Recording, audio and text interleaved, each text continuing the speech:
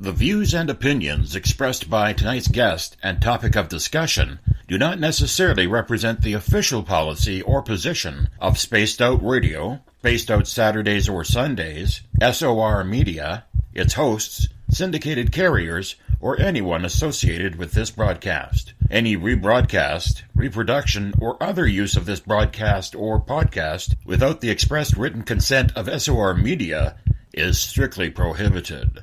Listener discretion is advised.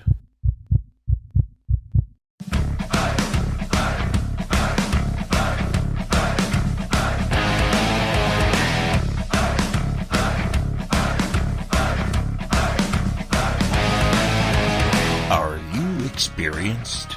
Then come own the night with us.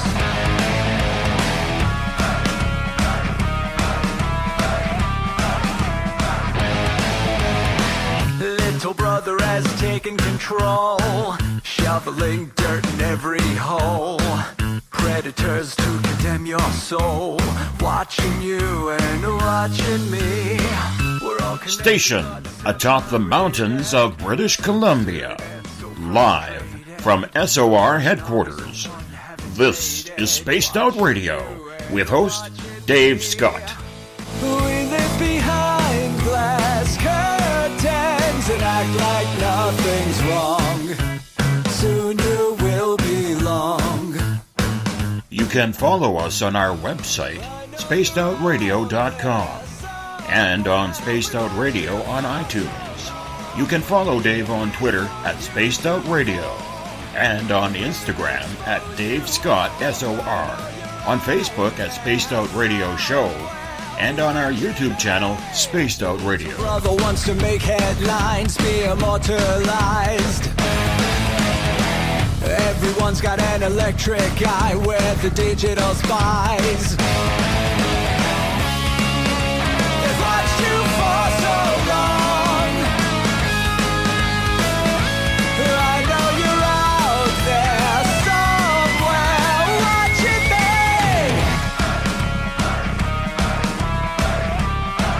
me. Buckle up, space travelers.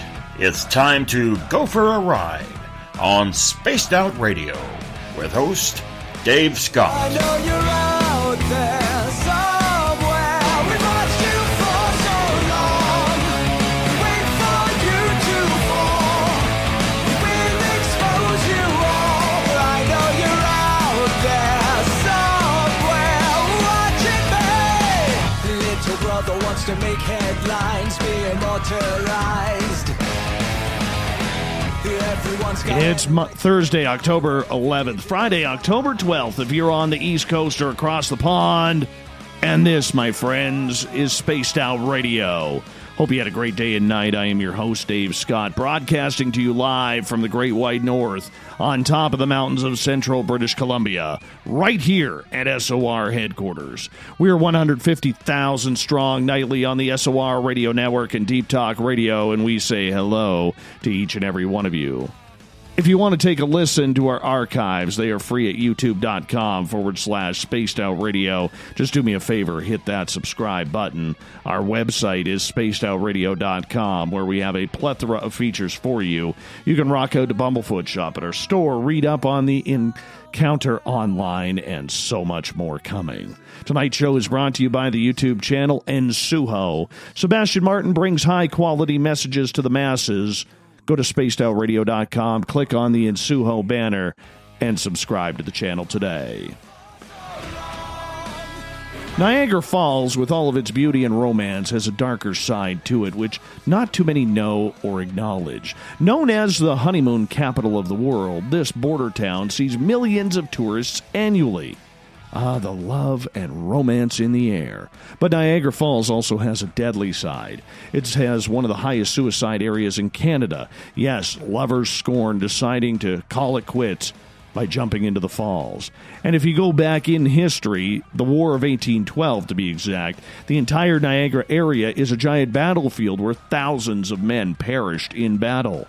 Tonight, Dr. Peter Sacco joins us from Niagara-on-the-Lake, where literally the spirit soldiers still walk his property. Besides moonlighting as a paranormal investigator with the YouTube channel Paranormal Profilers, Dr. Sacco is also a professional and professor at McMaster University in addiction studies, as well as a professor in mental health issues at Niagara University, as well as Niagara College. Acclaimed author as well of more than 30 books published on 4 continents and over 800 magazine articles. Then at the bottom of hour number 3, Olaf Phillips will join us for the latest edition of The Encounter. Dr. Peter Sacco, welcome to Spaced Out Radio for the first time. How are you? I am doing great, Dave, and I hope everybody listening tonight is having an awesome night. Yeah, I'm very excited to have you on, my friend, because I gotta ask you about this. You are a professional in mental health studies. How do you go from the extreme of one side in studying the brain and then going in the complete opposite to the woo-woo topic of looking and chasing down ghosts? It's a pretty good question, and I get that asked quite a bit. And I think, you know what it is, Dave, I think for me, going on the haunted investigations with my wonderful team of Michelle DeRoche, Susan Carter, Glenn White, Stan Mello, Matt Aubin, it's just, and Wayne Mello, he was also a horror author, and he's fun. It's an escape, I think, of sorts. You're getting out of the mundane world, the natural world, so to speak. And it's kind of like a kid that's into DC Comics or Marvel Comics, where, they got to do their everyday life, their everyday chores, and then they go to the comics, and then there's like, oh, the superheroes, this is cool, this fantasy world. And I think kind of this is what this does. It takes me away from, the mundane, and also, when you're in the mental health field, you're looking at mental illnesses or mental disease, so this is kind of fun. I can see that. We all need a reality break, do we not? Oh, absolutely, and I think that's the problem with a lot of people. We're so caught up in reality. You look at the media, for heaven's sakes, where we've gone from Fantasyland television, drama television, to real-life drama, which is reality TV. So, yeah, I think, a good ghost story is a really cool escape. Or a good haunting, a good horror flick, it's like an adrenaline rush. It's like going on a roller coaster without having to go to an amusement park. I'm going to ask you, and this is a little personal for me, because 3 months ago already, my 29-year-old nephew passed away of a fentanyl addiction and an overdose. And one of the things that he had stated was that, in his addiction, he had an arm sleeve tattoo of demons on it. And basically his story behind that was that, the demons are always there and you're always fighting the demons. With a lot of addicts who talk about these demons, whether it's alcoholism or drugs or whatever it may be that you deal with, are they actually seeing demons, or is this just a personal type plight? That's a really good question. Having taught at McMaster for 20 years now, actually, to this month, when I think about it, it's my anniversary there in teaching addiction studies. We look at a diversity of explaining how individuals become addicts or addicted to substances, alcohol, or whatever you name it. And one of the interesting backgrounds is the spiritual model, which is kind of ironic because the belief system is the alcohol itself, what is it called? Spirits. And so when you get intoxicated for a prolonged period of time, it's almost like you're becoming possessed by this thing. And you're behaving in ways that you normally wouldn't because you're desensitized or your inhibitions are down. And over a period of time, you can say that, okay, yeah, is the person literally possessed by the substance, which means, they build up a tolerance in their body, and if they don't drink, they go into withdrawal. And interestingly, when a person is going off and they're detoxing, they suffer from what are delirium tremens, DTs, where they start to see stuff and imagine stuff. So in that regard there, you can say, like, literally the demon, if you want to say, is the alcohol. And the symptomology of seeing the demons and all that stuff is, you know, seeing the stuff is the withdrawal symptoms and that stuff. So, you know, I can't speak to that as a, you know, an individual who's been an alcoholic, because I've never, and I can't say that, you know, what a person is perceiving when they're intoxicated or under the influence of a banned substance or a drug, a street drug, that they're seeing something. But I'll never forget, I had an individual about 15 years ago who literally came from Eastern Europe, was raised in a gypsy clan, claimed to be a gypsy, and also a devil worshiper. And when he came from Europe, he lived on the streets of New York, and I'll never forget what this fellow said. He says he would pray for food, sit there on the side of the street, panhandle and beg for food or whatever. Nobody would ever give him money. But he says at one point he started worshiping the devil, and he used to ask for cocaine. And he says people would give him free cocaine, and cocaine is not cheap. You know, to buy a loaf of bread is a lot cheaper than cocaine. But yet he said for whatever reason, and I remember him telling me, he goes, Peter, I knew at that point there that there must be some sort of devil, because, or demons, or whatever you want to call them, because I was getting fed. But it was stuff to destroy me and the people I was with. Wow. Wow. So it's almost like a religious experience having this happen for a lot of these addicts out there. Like, I know my nephew, like, he battled. And I'm not trying to start the show off on a real negative down tone here, but I'm very curious, because I very much admire, you know, after being thrust in this situation, I very much admire people who are addictions counselors or people like yourself who are teaching about it, because I think so many of us in the population are very naive to this subject, that we just sweep it under the carpet, that if we don't talk about it, it doesn't exist.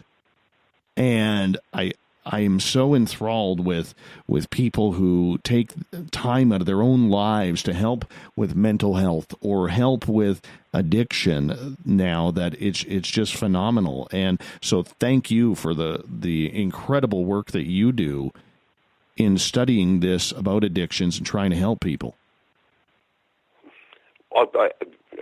I very much appreciate the kind word, Dave.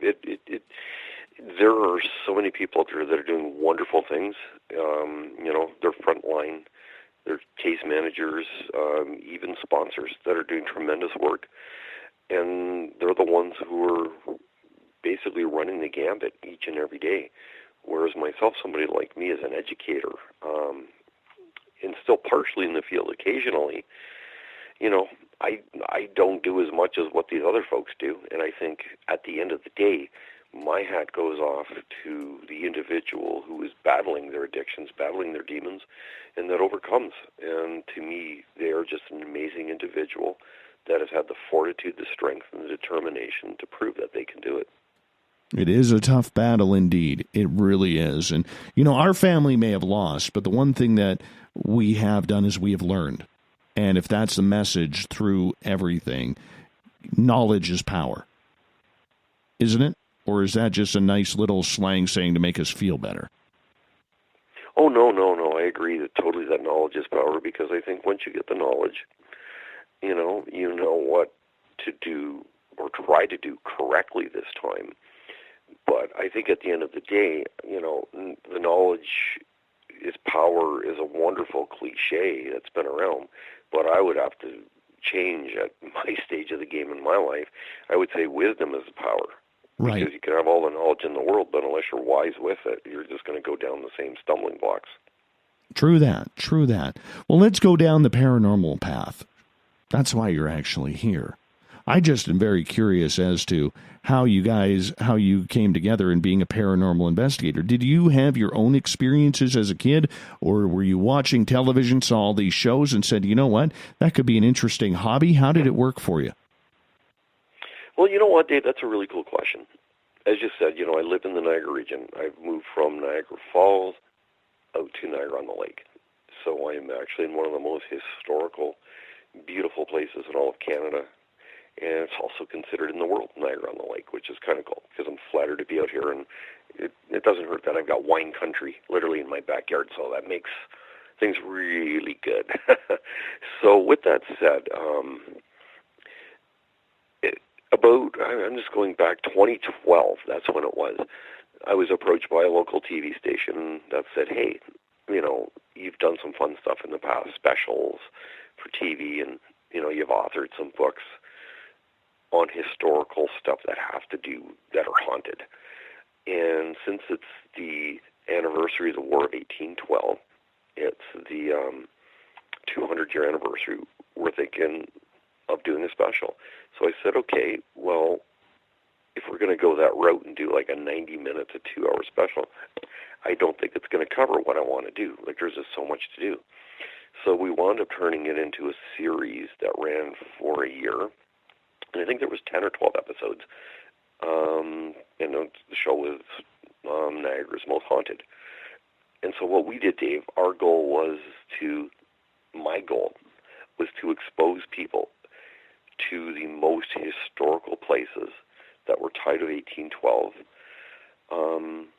but also that had ghost stories.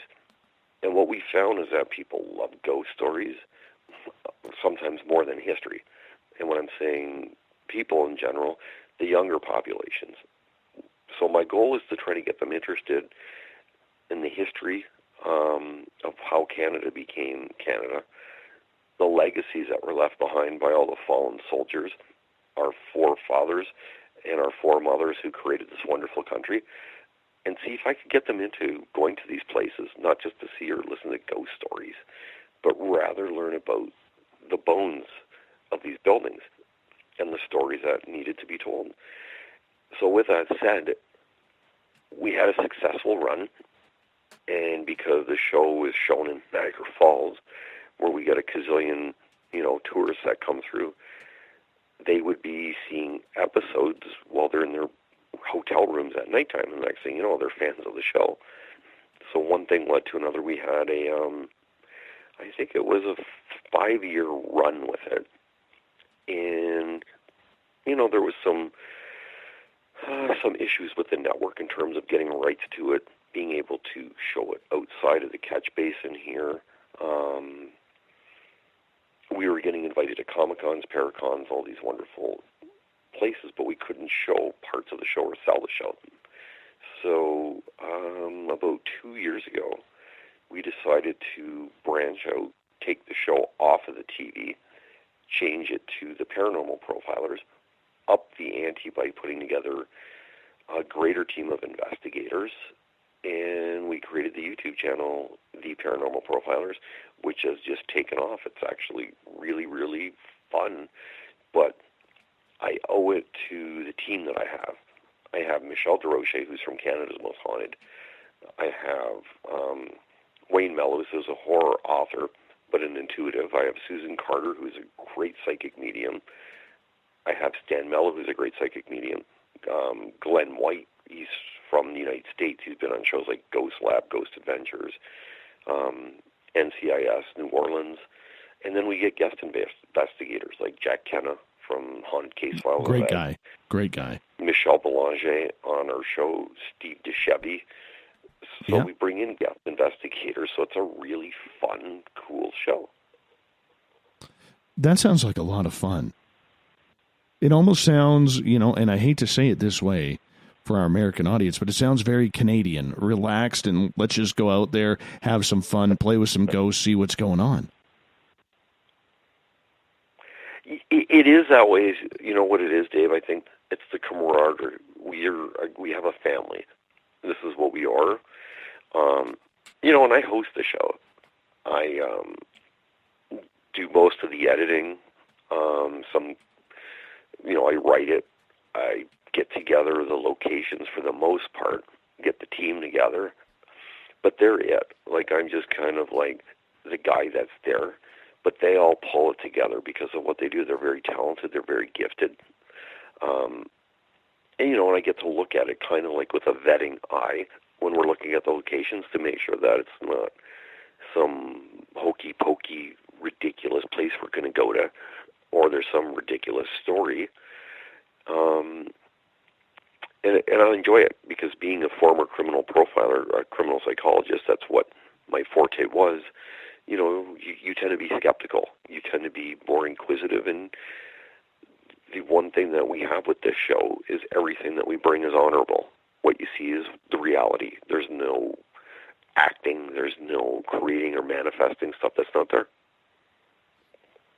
And that's what it's all about, is trying to figure out what it is. So in your professional estimation, because you kind of blend the professional education and the science behind it, along with being the paranormal investigator, what have you learned? What has been the biggest lesson that you have had in the paranormal field?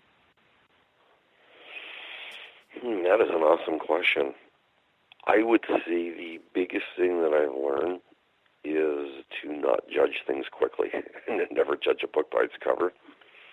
To definitely be open to the experience and to expect the unexpected, because it literally is that. We did a case, an investigation that never went to air in an old inn that had tremendous history, and there was a team of about 12 people there that day, and everything was going pretty cool. The only thing that wasn't kosher with everything up until the point of the spirit box session was one of the owners was not disclosing everything about the place and about kind of like the malevolent stuff that had been going on. So what eventually was happening, she had witnessed and they had seen shadow figures. And, you know, I'm going to be brutally honest, I'm not very well versed in this stuff, as much as, say, somebody like Michelle DeRoche, who is very well known around the world. And, you know, instantly Michelle's spidey senses started saying, hey, this is something off, something's off here. And we ran a ghost box session, and I've sat in enough of those to watch it and to film and to direct it, where for the first time ever, we heard a voice, an auditory voice, that came booming into the room. It did not come through the box. Everybody heard it. Everybody froze. And then literally seconds later, something went scampering up the wall. It was like a white orb, and it disappeared into the ceiling. And it just went downhill from there. We literally had to stop it and call it a day. I was never expecting that. That's got to be tough when you got to call it the day, when, you know, it gets a little bit out of hand, but you also have to know when to quit and where you can and cannot push the limits. Well, you know what it was, Dave, I think to a degree, where once again, you know, I'm saying, you know, you asked, what have I learned? What I learned is that when I went home that night, I literally felt like something was watching me outside of my bedroom window or my bedroom door all night. And you literally feel something. I felt creeped out. 4 other members of the team had the same experience of some sort, and it really was disturbing. So, you know, and I remember telling everybody, I said, if anything like that ever happens again, I'm done. It's, you know, there's a point between, you know, enjoying each other and doing this, trying to bring, you know, informative television to people, but also with an entertainment value of sort, because it has to be entertaining. But then there's this, where it is something that is really messed up. And, you know, and I subscribe to the notion sometimes you leave things alone, you don't go poking the bear. As someone who has been attacked as well, it's not fun. It's not fun when you get invaded and all of a sudden you're keeled over and you're coughing and you're feeling like you're going to throw up all over the place and you just don't feel right. Maybe feels like a little bit of vertigo going on, and it's just the weirdest feeling ever, isn't it, when you have an attachment to you? Yeah, it really is, because you don't know what it is. And I think, you know, there was a case from 1970. I spoke to 2 of the police officers that were involved in the case. It lasted for 28 days. the case was so famous it made the Tonight Show. Johnny Carson talked about it, and it happened in St. Catharines, Ontario, where it was written up as a poltergeist case. And some people would say, well, no, it was actually a demonic possession case. But I have the 7 signed police reports detailed. The 2 cops I spoke to, the one that was there the whole duration, God rest his soul, Bob Crawford, he passed away a couple of years ago, and he was in there. He saw when a kid was sitting on a bed that was floating 2 feet off the ground. He was there when 3 adults were sitting on a Chesterfield that rose about 16 inches off the ground next to a Crown attorney that ran out of the building. He saw a kid sitting on a chair that started floating around a kitchen. I spoke to both of the cops that were in there when a plate came flying off the wall at their heads like a flying saucer. And I'll never forget what one of the cops said, Mike Mooney, where he said, the feeling of being in a situation like that is like driving your car in the wintertime, hitting a patch of black ice and not being able to control it. Wow. That is insane. We don't hear a lot of poltergeist. Everybody talks about the Amityville Horror or stories out of that, but up here in Canada, you don't hear of that very often, do you? No, it was a very rare case, and you definitely, you don't hear too much about that stuff. And I think a lot of times, if you look at it, Dave, a lot of people would say, well, is it a figment of your imagination? Is it something else? Is it a mechanical problem in the house or something like that? And I just think there's a lot of people that try to rationalize it away in a scientific way or something to appease them, so that they really have to, if you can explain it in natural terms, then it's not scary. I got a question for you, because you coming from the scientific and educational community, what do you do with your evidence?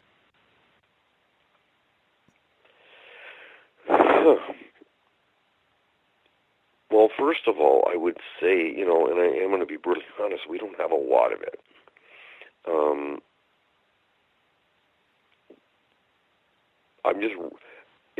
And this is where things kind of get interesting. The stuff that I would say, if you're going to qualify it as evidence, they're pictures usually, they're photos, and the majority of the photos I'm getting are ones with orbs in them. Right. So then you're getting a whole bunch of people going, well, those are just light bursts. They're reflections. They're, moisture and particles, or they're dust particles. And so then you're always going to have, I think, Dave, somebody's going to scrutinize it and say, well, no, that can't be. It's some sort of glitch, or it's some sort of scientific explanation for it. And the same thing with the EVP. We've picked up voices and that kind of stuff.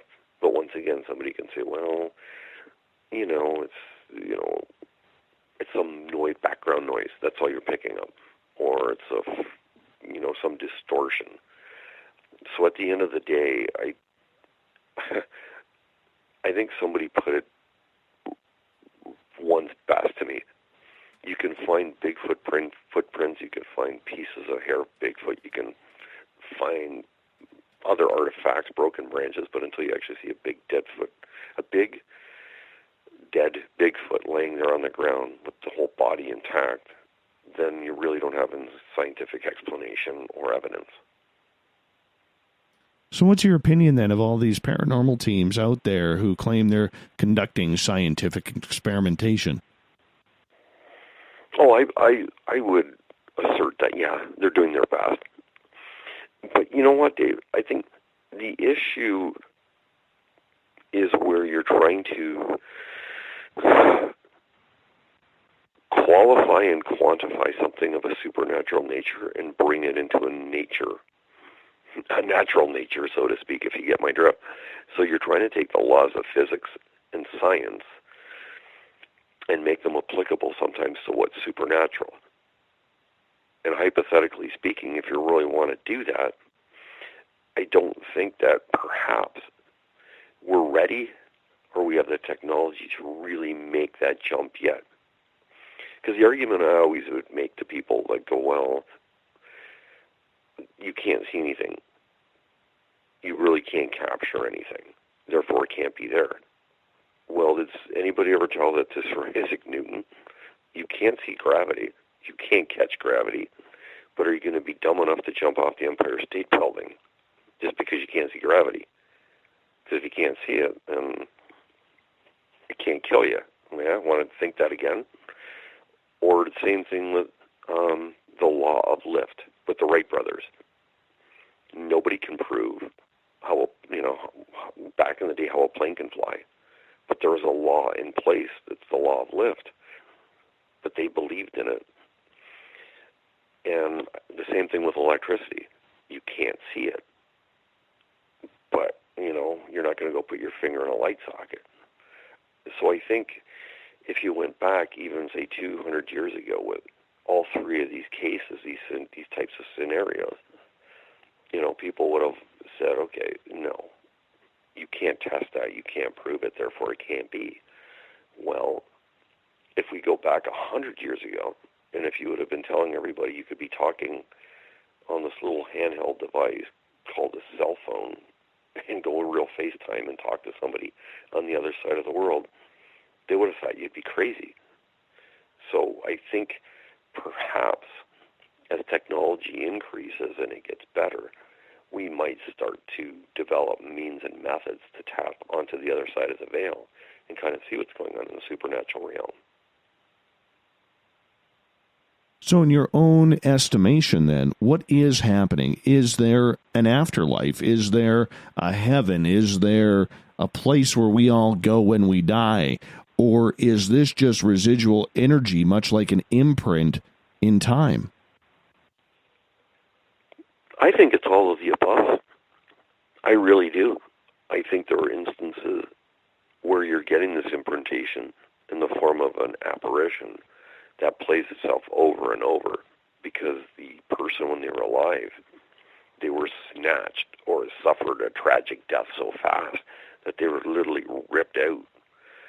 And what you're seeing, the apparition, is just replaying itself over and over like a record. Or, once again, if you go and put on an old, I'm going to really date myself here, a VHS cassette, and you watch, say, Charlie Chaplin. He does the same thing over and over, but you can't communicate with him, and he's not conscious or cognizant of the fact that you're watching him because he's taped. And I think that's what you get with an apparition. But then you're getting, I think, spirits as well, too, where they can control the environment, where they're consciously aware. They're here. But once again, unless, you can pin one down and have a great open one-on-one communication with this thing and try to understand its reason for being here, we're not at that point yet. You have some people that claim to have done this.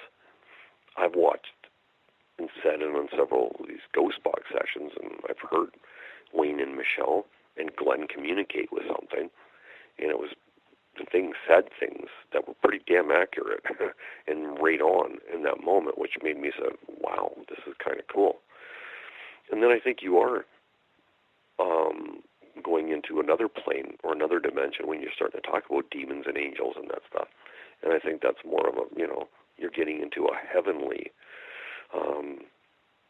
religiosity experience where, yeah, I do believe in that. I think having been raised a Catholic Christian, I totally believe in that because you can get just into the whole idea of how did the universe come into being and, where did it come from? So if there's a divine intelligence that put this all into place, then there's more than meets the eye. Did this make you a believer, your own experiences, or did you believe beforehand? I always wanted to believe. I think deep down, I believe there's more than meets the eye. That things happen sometimes that have no scientific explanation. And I can, you can make the argument, if anybody is, 1 100% person of science.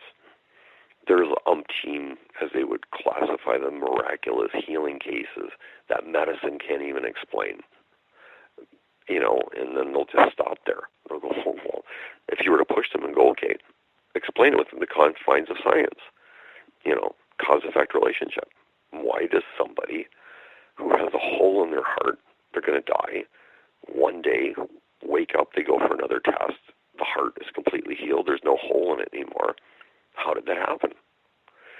And so then I think the next step you'll get, people will try to explain it, well, it's the power of the brain. The brain has the ability to heal and manifest change within itself. Okay? So that's kind of cool.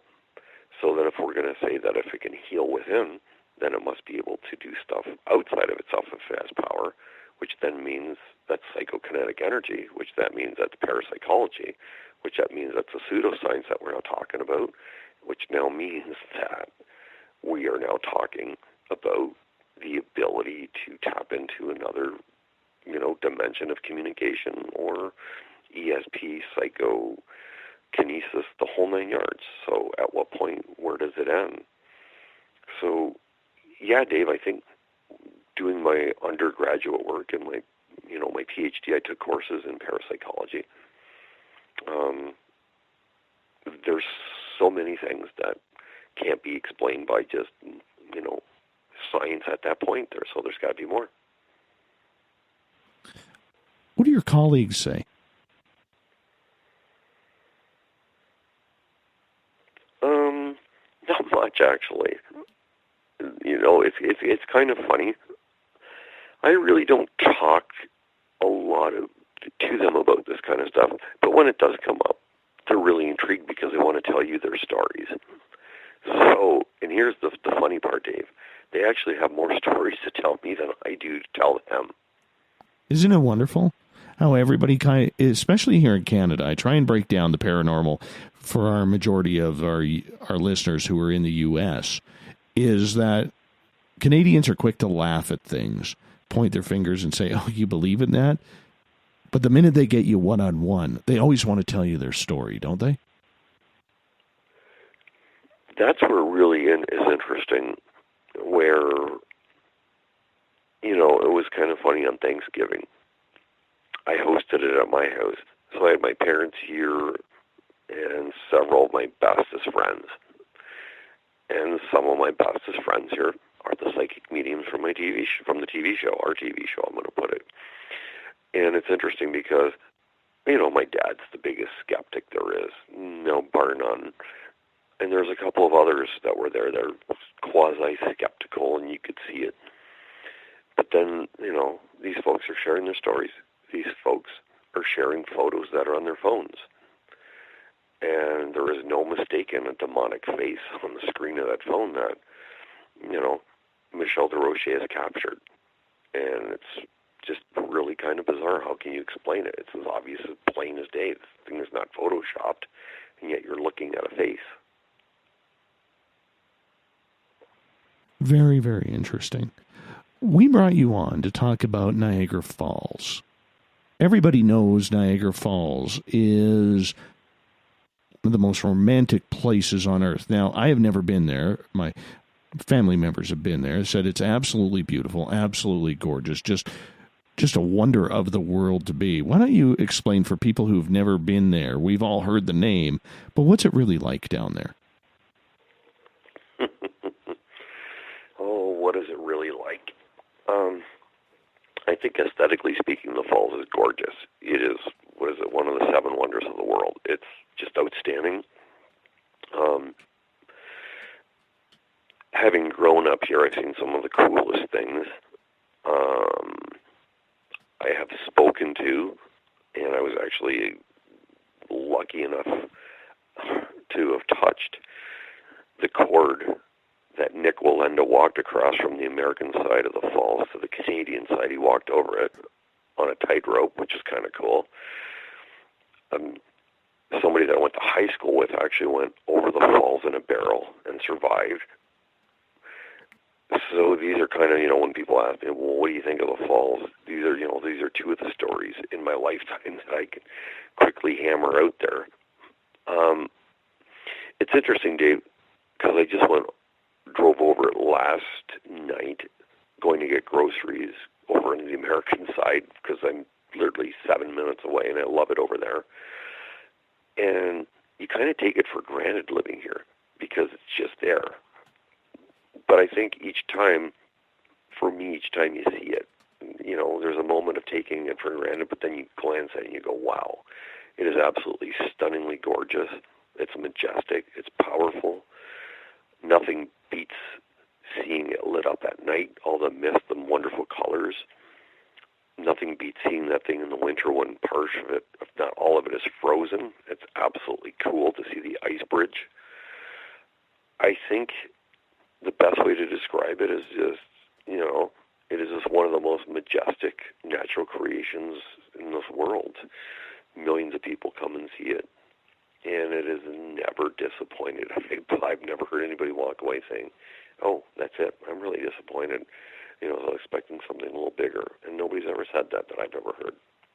What do you think it is about the power of water and water going off a rock's edge that absolutely looks so magnificent and absolutely takes people away? Like it's something they need to see. It's something that they need to be a part of or be around. I think you said it right.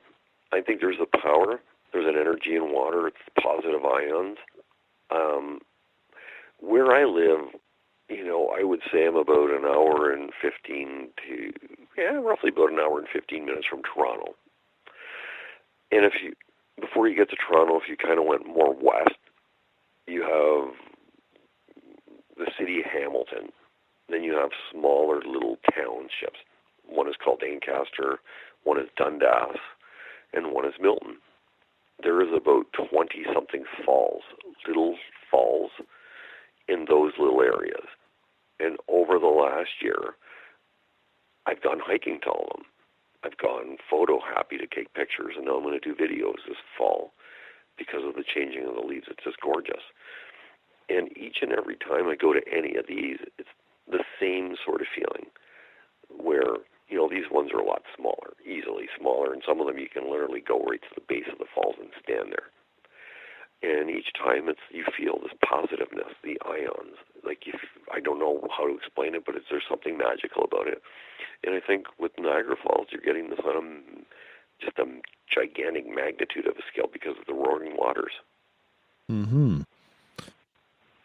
Do you think it has to do with the fact that so many Leaf fans are disappointed that it's been 51 years since you won a Stanley Cup, and people still have lawn chairs along Yonge Street waiting for that Stanley Cup parade that'll never come? Oh, Lord, they're already getting ready for their parade next spring. They think they're going to win it now that they got Tavares. So I know. I know. But no, I have a number of Toronto Maple Leaf fans who listen to this show, and anytime I can throw them a barb, I will. Like I said, I'm an hour and about 15 minutes from Toronto, but I'm only 25 minutes from Buffalo, so you're talking to a Sabres fan on the phone here, so I got nothing good to say. Then you know the pain that I feel being a Canucks fan. Oh, yeah, especially now that the Sedins are done. Oh, yes. Yes, trust me. We've only got about 2.5 minutes here before we have to go to break. But a lot of people talk about the romance and the love that Niagara Falls has, being the honeymoon capital of the world. How come the dark side is never talked about? Every year there's a lot of people who commit suicide there by jumping over the falls. There's the daredevils who want to go over in a barrel and see if they survive. There's a little bit of everything in that area. Why is that never talked about? I think it is, Dave, that a lot of it is based on the fact that you don't want to tarnish the beauty of it, what it is. Unfortunately, yeah, some people have, taken their lives by jumping into the falls, whatever reason it is. Obviously it's depression, or there's some sort of sudden change or lifestyle change or whatever it may be. And I think, the city does a really good job You know, we have a really good mayor here. He's a good friend of mine, Mayor Jim Diodati. And, you know, Jimmy's done a lot for the city this way. And, you know, in terms of bringing the positives out about it. And I think it's the same on the American side with their mayor and how the cities are run. You don't want to dwell on the negatives about it because you're going to have that in any city. But I think what's really cool, and I'll say this quickly, is if you go on the American side, there is a place called Three Sister Island. It's right at Terrapin Point. And if you go back through history, like 200 years ago or older than that, this is when you used to, you know, the rumors used to be that you would have sacrifices that would make human sacrifices to the gods who they believed ruled the falls. And so some psychic and mediums believe that you can still hear the screams of those that committed their lives to the god of the falls. Wow. Human sacrifices, throwing them over the edge. Wow. That's a little eerie. Nothing eerie about that. No, at least there's no giant ape that comes out at the, you know, at the end of this there where you're tied to and you're waiting to get eaten by the ape. Yeah, no kidding. It literally is something like Skull Island, not like King Kong, but back in the day, you know, over 200, 300 years ago, it was, once again, you're believing in this kind of mythology, this whole sort of legacy of people who were animistic thinkers. They believed in symbology, and they would believe in something like that. Peter, I'm going to get you to hold on. Dr. Peter Sacco is our guest tonight on Spaced Out Radio. We're talking haunted Niagara Falls. We're going to get into it more here in hour number 2. We're going to learn how haunted this area really is and some of the ghost stories that he has. You're listening to Spaced Out Radio. I am your host, Dave Scott. We'll be back right after this. Find your escape where time has no limits. It's about living today and cherishing the heritage of yesterday. A spirit of adventure for what is new, with the nostalgia of the past. Your timepiece is a reflection of who you are. Life surrounded by beauty from the world around us to the soul within. EscapeWatches.com. There is no time like the present to enjoy your escape. Use promo code SMF2017 for your 20% discount today. The freedom to post what you want, when you want. That's the social media freedom you need. Social Media Freedom is the free app in your app store. No need to worry about going to jail or being shadow banned any longer. It's the freedom to say what you feel. The freedom to know Big Brother isn't watching. It's the way social media is supposed to be. Social Media Freedom. It's time to set yourself free. Download from your app store today. Coming September 28th to the 30th, it's our first annual Caribou Paracon, put on by Spaced Out Radio and the Canadian Society of Questers. 3 days of paranormal, supernatural, and spiritual knowledge in the beautiful 108 Mile Ranch, British Columbia. Tickets are $150 Canadian for the event, being held at the Spruce Hills Resort and Spa. Come watch our featured speaker, Grant Cameron, along with Lorian Fenton, David Weatherly, Ross Allison, and more. The Caribou Paracon, celebrating everything paranormal. Hi there, I'm Butch Witkowski, lead investigator with U4COP. On the final Monday of every month, you can listen to me and host Dave Scott on Spaced Out Radio's Strange Days. We're going to get to the heart of the matter when it comes to what's happening out there. People are seeing and experiencing things from ET contact to Bigfoot, and I want to hear about it. Your experiences are what we investigators need to help solve these unknown mysteries. So tune in at spacedoutradio.com to the final Monday of every month from Butch Witkowski's Strange Days. Hi there, this is Tessa Nicole Thomas, and I'm going to take you for a ride every Sunday night on Spaced Out Sundays. I'm going to set up your week with some strange tales from across North America, from psychic readings, Sasquatch, UFOs, to the most haunted locations. Come join me at spacedoutradio.com starting at 9 p.m. Pacific, midnight Eastern, and let's get weird together. I'd love for you to join me. Spaced Out Sundays at spacedoutradio.com. There's news, and there's the encounter. This is Spaced Out Radio News Director Everett Thiemer inviting you to check out The Encounter. Our half-hour news segment every Monday through Friday night is different compared to what you're used to. Our goal is to bring you the weird, strange, and interesting stories the mainstream tends to leave out, and stories that will make you scratch your head in disbelief. The Encounter can also be found at spacedoutradio.com and on our Facebook page, SOR The Encounter. Come give us a read. We're bringing scientific thought to the paranormal. Hi there, this is Spaced Out Radio scientist Chris Cogswell. Join me, Chris Zuger, and Dave Scott the second Wednesday of every month, where we break down the who from the woo when it comes to everything paranormal. We'll investigate and try to bring sensible answers to those straight and sometimes outlandish questions people have. Hey, not everything has an answer, but we'll do our best. Listen in to Reality Paranormal only on Spaced Out Radio. Heading to Vancouver and looking for some great nightlife? The Moose Vancouver is the place to be. Catch a game on one of the big screens or just come rock out to your favorite 80s and 90s hair bands. Great food starting at $6.95. The Moose Vancouver is open until 2 a.m. nightly. It's easy to find near the corner of Nelson and Granville. The Moose Vancouver is the official rocking bar of Spaced Out Radio. Are you interested in advertising on Spaced Out Radio? Head to our website at spacedoutradio.com and click on our advertising tab. There, you will find an assortment of ways you can get your product out there with us, from radio commercials to banners and social media.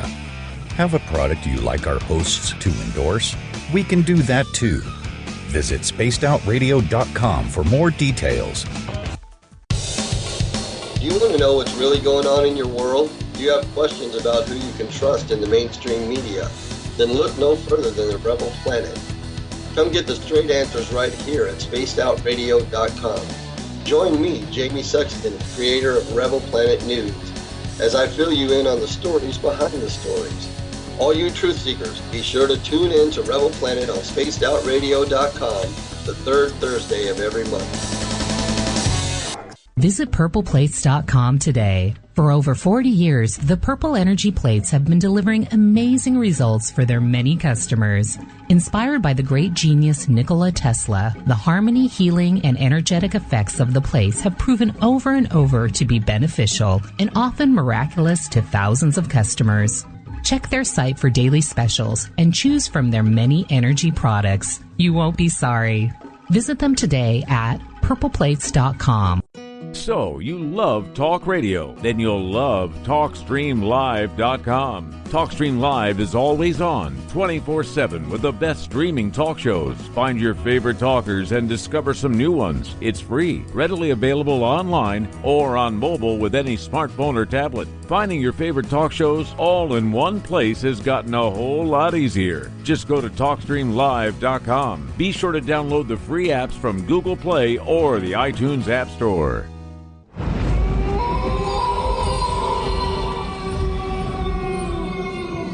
Hey, this is Canadian Paranormal Investigator Mike Moore. The third Wednesday of every month, I'll be teaming up with Dave Scott to bring you Ghosts of the Great White North. Each month, we will bring on guests from across Canada to discuss their ghostly encounters.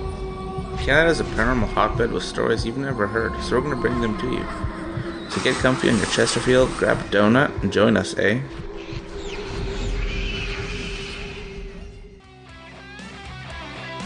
The views and opinions expressed by tonight's guest and topic of discussion do not necessarily represent the official policy or position of Spaced Out Radio, Spaced Out Weekend, Spaced Out Radio Limited, its hosts, syndicated carriers, or anyone associated with this broadcast.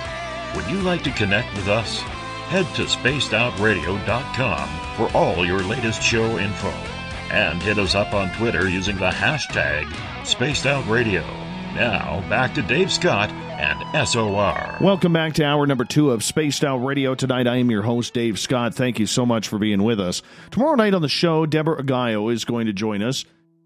We're going to get spooked out a little bit. We're going to talk demons. Getting going at 9 p.m. Pacific, midnight Eastern at spacedoutradio.com. We welcome back everyone listening in on the SOR Radio Network and Deep Talk Radio. All of our archives you can check out for free at youtube.com/spacedoutradio. Do me a favor, hit that subscribe button. Bill Cardwell has set the password for tonight in the SOR Space Travelers Club. Haunted. Haunted is your password. Make sure you use it wisely, space travelers, as Bill sets the password each and every night right here on the mighty SOR. Our website is spacedoutradio.com, where we have a plethora of features for you. You can rock out to Bumblefoot, shop at our store, read up on the encounter online, and so much more. Tonight we are talking with Dr. Peter Sacco. He is a paranormal investigator out of the Niagara area of Ontario, Canada.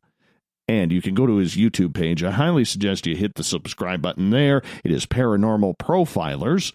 We're talking ghosts of the Niagara area. Dr. Sacco, welcome back. Thanks for having me tonight, Dave.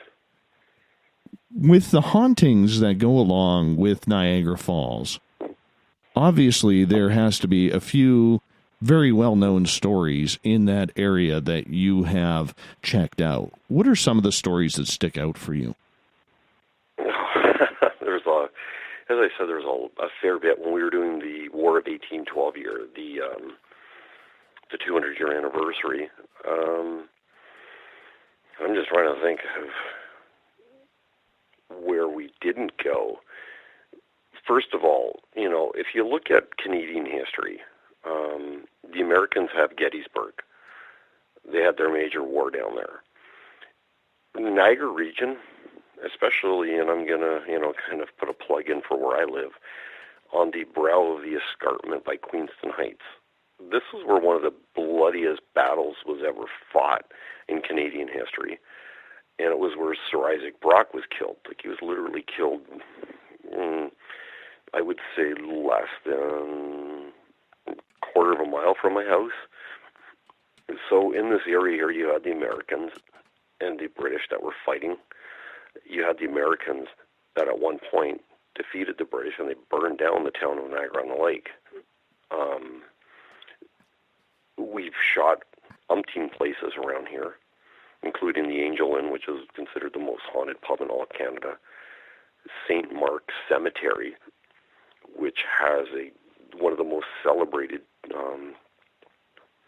grave sites in Sarah Ann. She's considered one of the most famous ghosts in all of Canada. In Niagara Falls itself, you had one of the bloodier battles, the Battle of Lundy's Lane, Drummond Hill, which was absolutely disturbing, the amount of lives that were lost there. And then you also had, on the Niagara Parkway, the Americans and the British fighting there. So I think when you're having this many locations with this many deaths that were tragic, as a lot of the psychic mediums that we've had involved with the show, and not just our show, other ones with other TV shows will say, hey, this is a hot spot because you have a lot of restless spirits that were yanked out of their body. The bodies were killed fast, and you may have the residual energy of a spirit or a ghost sticking around. So one of the coolest places is as I said, Drummond Hill, which is off of Lundy's Lane, which was one of the bloodier battles in Canadian history.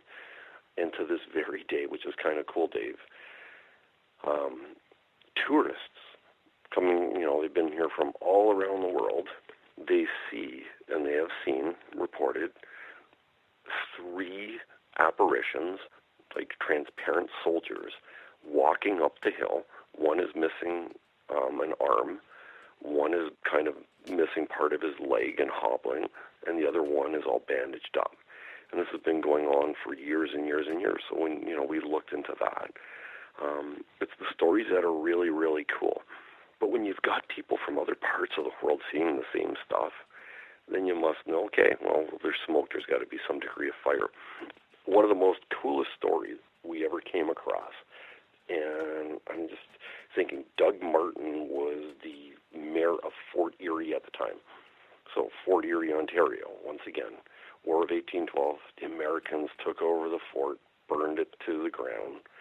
And I think right after it burned, not too long after, Mark Twain actually visited it. He was so enthralled by it. So, I may be off with the actual years, but I want to say it was about 20, 25 years ago. There was a dig in Fort Erie by archaeological students that were doing and restoring or doing whatever War of 1812 stuff. Prior to this, there was an ongoing legend of people seeing two apparitions on Snake Hill, which is part of Fort Erie, like the actual fort. They would see the ghost of a headless apparition and the ghost of a handless apparition, and the two, you would see these things there. Well, rumor had it that some historian or whoever said that the annals dictated that what had happened were these were two American soldiers that, after they had taken over the fort, the British were, there was some Brit there that was still pissed off. He launched a cannon, and one night the two Americans were out there. One was shaving, and the other one was talking to him. Well, the one that was, I guess, shaving was in front, saw the cannon coming, quickly put up his hand, tried to block it just as a chain, reaction sort of deal. Lost his hand, and the cannonball continually went forward and took the other guy's head off. So you had this headless soldier and a handless soldier. And fast forward to this time period, you see these ghosts, and this would explain it. So now the moral of the story was about 20, 25 years ago, as I was saying, and they were doing a dig. They found a grave that had two bodies on it. One was missing a head, and one was missing a hand. Oh, wow. And they were soldiers, American soldiers. And here they are walking the grounds of Canadian territory. Correct. Do you think they're still on patrol? That's a good question. We haven't come across, when we were looking at stuff, nobody has reported seeing anything or hearing anything since then. You still hear the odd stories in that fort where, some pretty shady stuff happens with people seeing apparitions. And I think one had to do with a captain that died in there, a very tragic death from, I believe it was tuberculosis.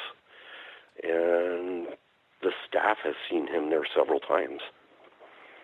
And other people have actually seen him, and I think there was another apparition that they see, because back in the day, the kitchen, I think it was it was next to the kitchen, there was a powder keg that went off, and it took part of the kitchen out, and it killed soldiers, and people still see those apparitions, the ones that were killed. Wow. Now, with these soldiers that people are seeing, are they just walking their path that they normally do, or are they chasing down anybody who looks to be British or Canadian? Do they know? No. From what we got, the stories, the anecdotal information that we've come across for our show, is that they generally are just replaying the same things over and over. They're not conscious of people around them.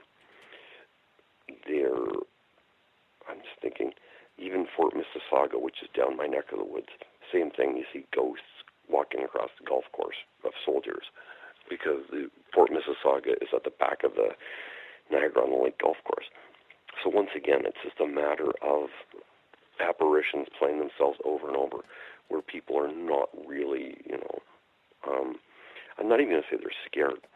The people that reported this stuff, they're more curious and inquisitive. I think, Dave, some people think, we're in Niagara Falls, it's a tourist town. These must be some of the special effects that the communities put out there, like they're like holograms. Yeah, no kidding, right? No kidding. So it is actually interesting and entertaining, to say the least. You mentioned that with Niagara Falls, there's a lot of energy because of the battles that went on, because of the fact that there is, just a lot of death surrounding the falls. Has anybody ever seen any spirits of people going over the falls in a barrel? No. It's just, to my knowledge, no, nobody's ever even seen anything of the sorts. And in fact, the only one of the coolest stories, and I think I don't know the exact date. Roger Woodward went over the falls. He was a kid at the time, and he literally went over the falls in no barrel, in nothing. And he survived as a kid. He went over from top to bottom of the falls. And, that's, I think, the only time anybody's ever seen something of that magnitude, and the person lived to survive to tell the story about what it was like to go over the falls or whatever, with no barrel or no protection. But no, nobody has ever seen anything of the sorts. At least, we've looked into a lot of stuff. We're always looking for cool stories, but no, nothing. That's too bad. That would be really intriguing if all of a sudden, you're standing by some of those binoculars that you pay a loony for, and all of a sudden you see this ghost barrel go over. That would be kind of cool. Freaky, but cool. Mm-hmm. Yeah, there's no... Yeah, it's kind of... I wouldn't even know... I don't even know if they have a log that has kept track of how many people have lost their lives going over that falls. But I'm guessing it's a fair number over the years. Do people still try? No, it's not anymore. I think it's very difficult now with the security, and I just think it's more difficult because there's so many cameras around there, and I think part of that has to do with Homeland Security and the American side of things. Since 9/11, it has made it more difficult. I know even if you wanted to fly a drone over the falls or around that area, try to get overhead shots, not going to happen. It would be, you would be arrested on the spot. Terrible. Terrible. Taking all the fun out of everything, aren't they? Darn police. Them RCMP. Just can't trust them. Shake a fist at them. But there is also, because of the fact that Niagara Falls is known for love and honeymooning, there is also a high suicide rate there as well, from people maybe going back after a marriage is broken down or a relationship has fallen apart, going down there and committing suicide. We don't really get a lot of that or hear about that.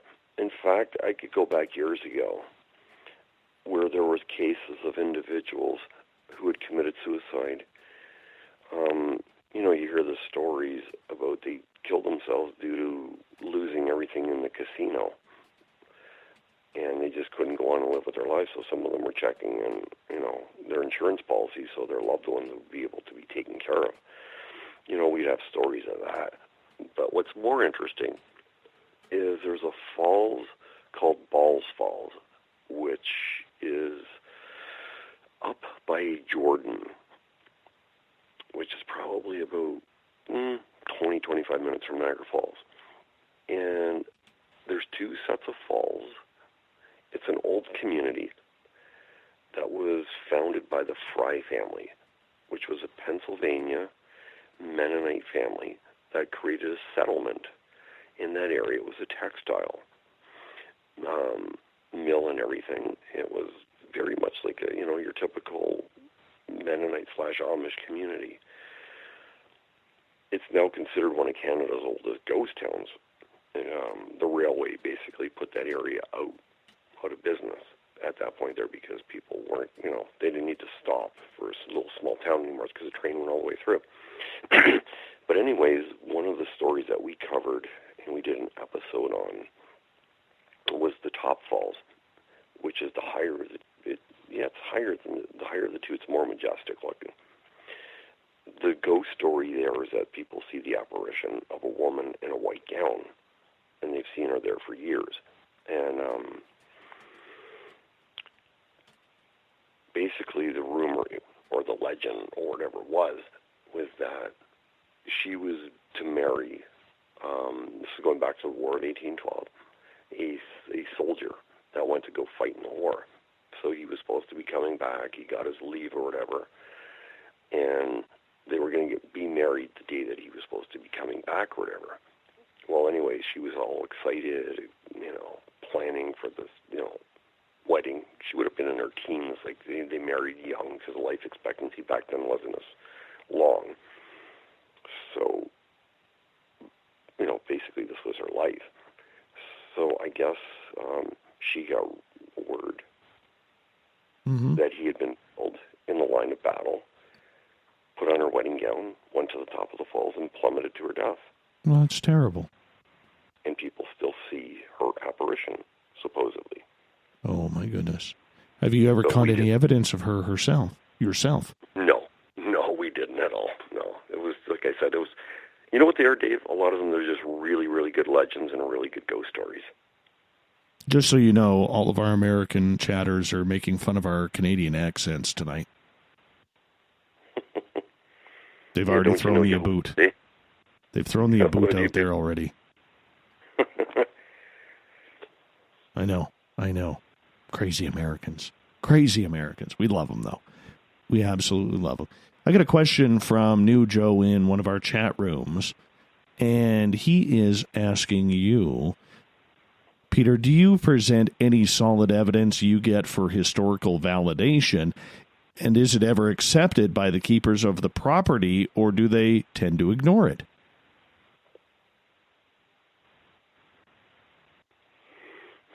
That's a really good question. I'm just going to take me a second to think about a couple of the cool cases. One of the coolest cases, Joe, that we had was, this was my first meeting with Susan Carter, who is now one of my psychic mediums and a very good friend. We became friends over the years. We were going to an old bed breakfast. Susan had never been on our show and had never read anything. So I told her where to show up for the shoot that night, and she would do a walkthrough. She couldn't get any information on this bed and breakfast. It's very famous because I didn't tell her about it. So I knew a fair bit about it. There had been some really bizarre things going on in terms of dancing in an attic that had been sealed off that tenants could hear. And then eventually they would find a pentagram on the floor. Had been drawn by one of the previous owners underneath the flooring.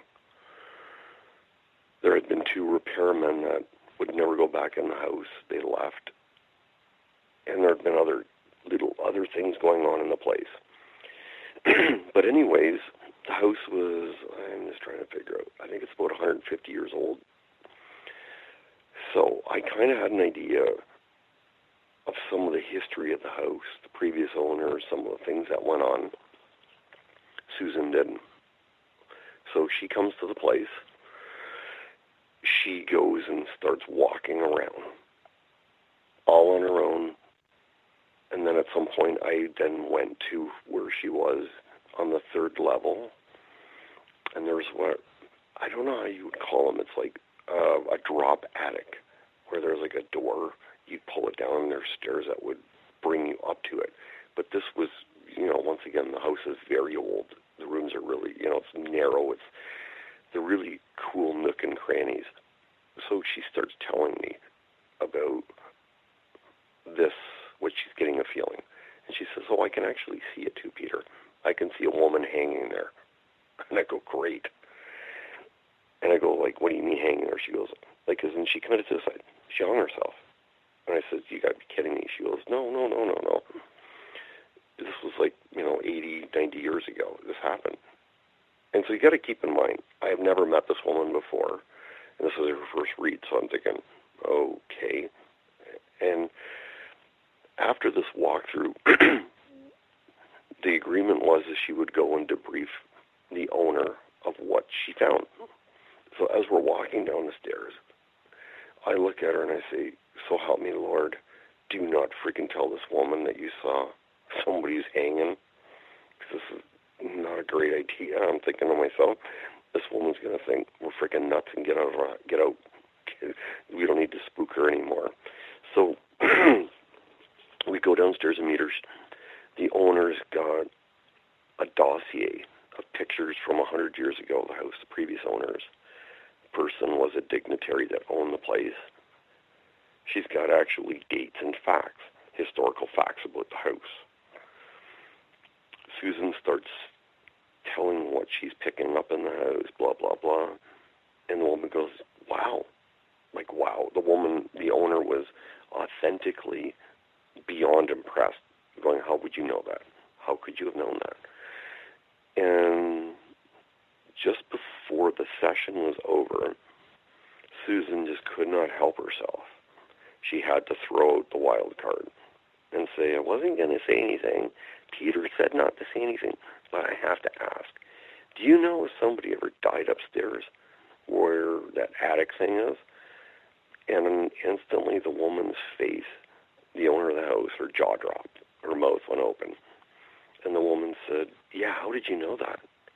And then Susan just threw it out there. She goes, do you know if this woman hung herself, committed suicide? And the woman, I thought was going to pass out, she said, yeah, that's the only death in the house we know. It was from 100-something or 100 years ago, where it was disclosed in the history of the house that somebody did kill himself that way. And Susan, there's no way she should have known or could have known. So she validated history without even knowing the history. You got to love when that happens, though. Well, to go one step further with Susan, God only knows if she's listening tonight. Darling, I'm plugging you big time here. We were doing a shoot at the Niagara Falls Armory last 2017 at the beginning of the year. We were in there for the day,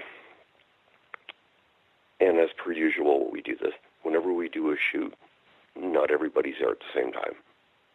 The people that are the investigators will go through with their equipment, K2 meters, obelisks, EVPs, thermometers, grids, all that stuff. They go do their thing. Michelle DeRoche and Wayne Mellows do the ghost box, Tesla box. They go do that on their own separately. Then the psychic mediums, they do that on their own. Nobody sees what each other's doing, and at the end, I put it all together to see if there's similarities or disparities. So, Susan was the last one invited that day to come and walk through the armory. She had never been in there, and the best part of this is, once again, we do not tell our psychic mediums where the location is. They go and sit at a 7-Eleven or a coffee shop. We usually pick one that's within 5 minutes driving from the place we're going to be filming at. And then when we're ready, we call them and say, okay, come to this place. So they can't Google it. They can't come up with anything. So what was interesting, the minute Susan walked into this 100-and-something-year-old armory, she started asking one of the curators there, who is Sadie? And started talking about Sadie. And the curator was totally blown away because one of the historical contexts of that place, which is not made public, was that Sadie was writing letters to one of the dead soldiers back in the First World War. And Susan had tapped into Sadie. Wow. That's pretty incredible. Pretty accurate. Yeah, I was kind of blown away myself by it. A lot of people do not like bringing psychic investigators in on a paranormal case. But the way you guys seem to be doing it, you seem to be doing it right. How accurate are your psychics?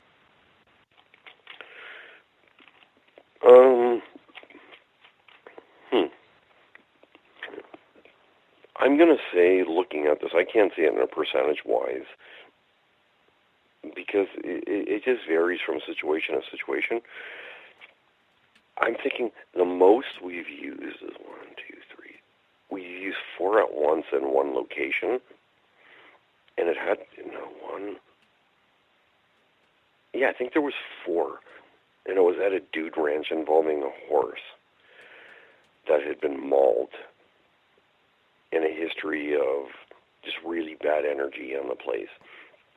All the psychics came through separately, and all of them in this situation, I would rate them at about 85 to 92% accurate.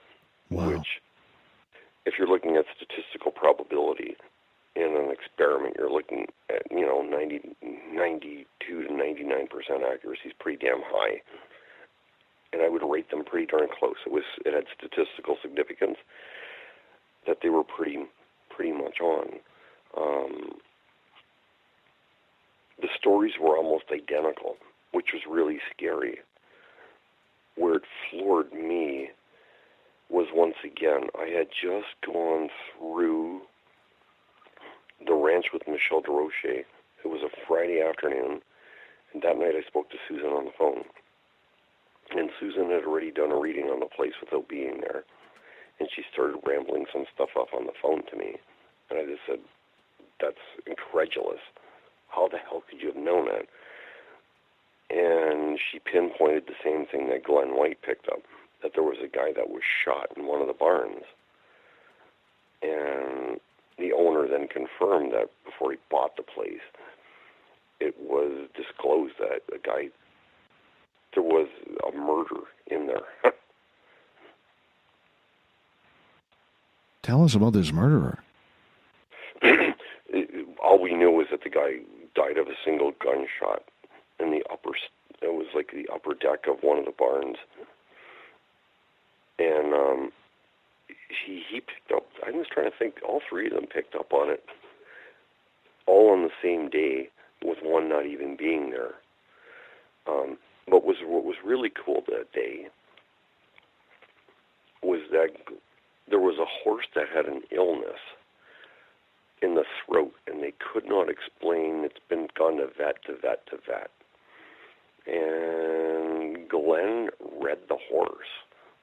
I don't know how you read the horse or whatever, but he was able to tap into what was going on, and he made a suggestion to one of the owners / jockeys of this horse that was being boarded there, and said, they've gone about this the wrong way. What it is some sort of, I don't know what I would be wrong to surmise, but it had to do with something like a staph infection that has spread or something, and the horse was being misdiagnosed the wrong way, and it had been through several vets. And what Glenn said, I think he gave them the information, and sure enough, it was pretty damn accurate in the treatment. Goodness. You have worked a number of very interesting cases with your team on Paranormal Profilers, and I want to give a shout-out to your website, theparanormalprofilers.com, if anybody wants to check it on out and support. I highly suggest you do. There's one case that I'm thoroughly interested in. Actually, there's numerous ones, but I want to start off in the Upper Niagara Parkway about the haunted vampire legend.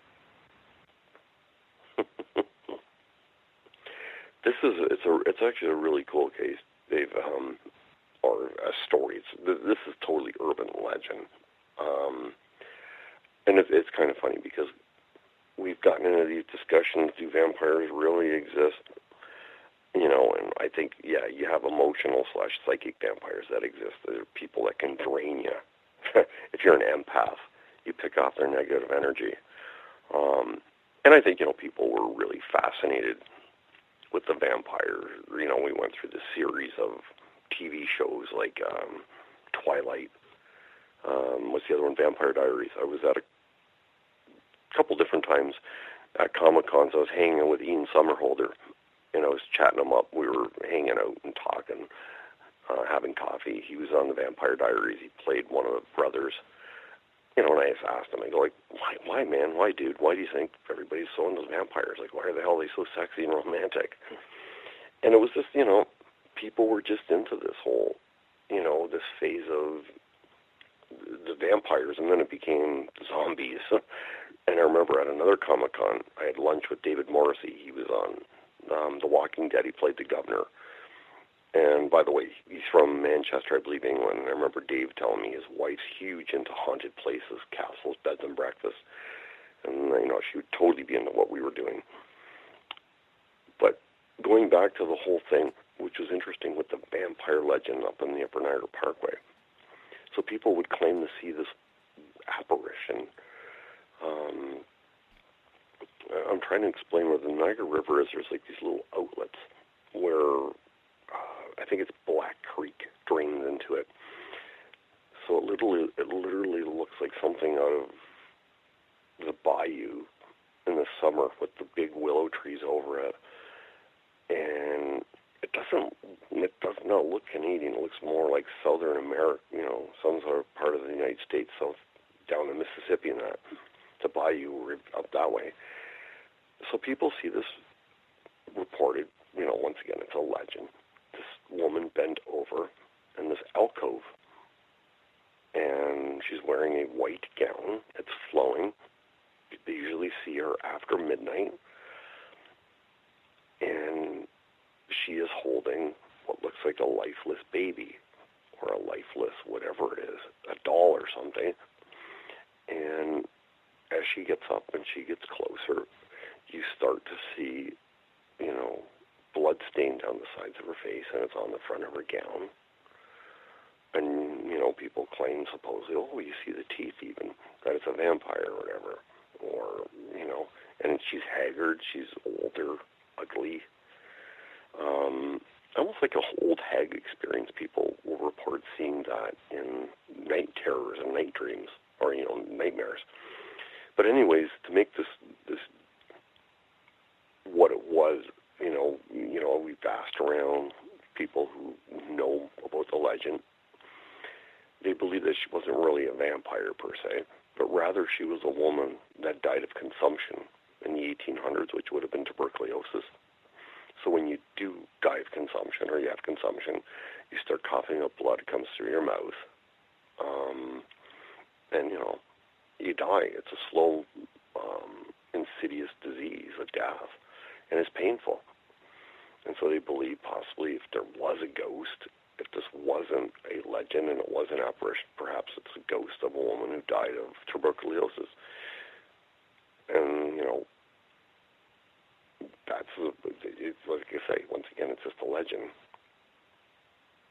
I'm going to get you to talk up just a little bit here, because I don't know if you're pulling your phone away from your mouth a little bit, but your volume's going down a little bit. So if you don't mind, that would be just wonderful. So with this legend that happened, was it just the one spirit who was walking around, or was it numerous, and have people reported other strange fallacies or fantasies around this area? No, it's interesting. It's just usually is the ghost of the vampire woman. But there's been other stories about the hitchhiker. This is more close to Thorold. I don't know if you're familiar with it. Thorold is a smaller little town that once again has a history tied to 1812, the War of 1812. But and we did a reenactment with this. With Niagara's Most Haunted, it was a fun superstition story, / legend, superstition, whatever you want to call it, the highway ghost, where the story basically goes like this. There was a fellow one night. He was driving home from General Motors. He just got off the afternoon shift, graveyard shift, stopped for a drink. So he would have been coming down the 406, probably around 1:30 in the morning. He sees a kid, when I say a kid, like a teenager, late teens, maybe 21-ish, thumbing it. He's carrying his motorcycle helmet. The bike's not there. It's just a kid. He's seen the kid. And this is a smaller highway. So he picks the kid up. The kid gets in. The kid kind of tells him where he needs to be dropped off. Guy takes him through the Thorold Tunnel, down one of the country roads. The kid, brings the kid there. The kid just points to the house and says, "Hey, that's where I'm at." So he thanks the driver, gets out of the vehicle, and goes to the house. That's it. So the driver pulls away, starts driving away. Then he realizes, oh no, the kid left his helmet. Oh gosh. So the driver gets back, turns his pickup truck around, heads back towards the house. There's no lights on. So he's thinking, oh God, the kid's already gone to bed or whatever. I don't want to wake him, but I don't want to leave his helmet on the porch in case it gets stolen. So he rings the doorbell. It takes a while. The lights finally go on. An older woman answers the door. And, the guy hands her the helmet and says, I'm guessing this is your son. And the woman looks at it and goes, is this your son's helmet? And the woman says, yeah. And she asks, where did you get it? And he goes, he just left it in my truck. I just dropped him off. And she's just totally stunted, mystified, like, how's that possible? And the guy says, what do you mean? Because she goes, well, my son, that is his helmet, but he was killed 20 years ago in a motorcycle accident. Holy cow. That just sent shivers down my spine, man. And yeah, we have that. That's literally about 10 minutes from my house here. Holy cow. That's just shivering. That's just shivering. Any reaction, or has anybody talked to the mother ever since that incident? No, it's been like, 20 years ago or whatever, 20, 25 years ago. It's actually one of the coolest stories we've come across, and it's the same thing. As I said, I live in Niagara Parkway, Niagara on the Lake, so the Parkway's right around the corner from my place. There's a story, once again, of a hitchhiker. Not a hitchhiker, she's walking on the side of the road. It's an older woman, and this is reported, it's been reported several times, where, first of all, you have to come out there to appreciate how dark it is. It is darker than sin out there at nighttime, especially in the fall. So with that said, when winter falls, you don't want to be walking on the road. So several people have picked this woman up, they claim. They drive her. She doesn't say anything other than she points. She keeps pointing ahead of her to basically where she wants to be dropped off. And at some point when they get close to her house or whatever, she just is gone. She dematerializes from the vehicle. Wow. There's a couple stories in Vancouver like that.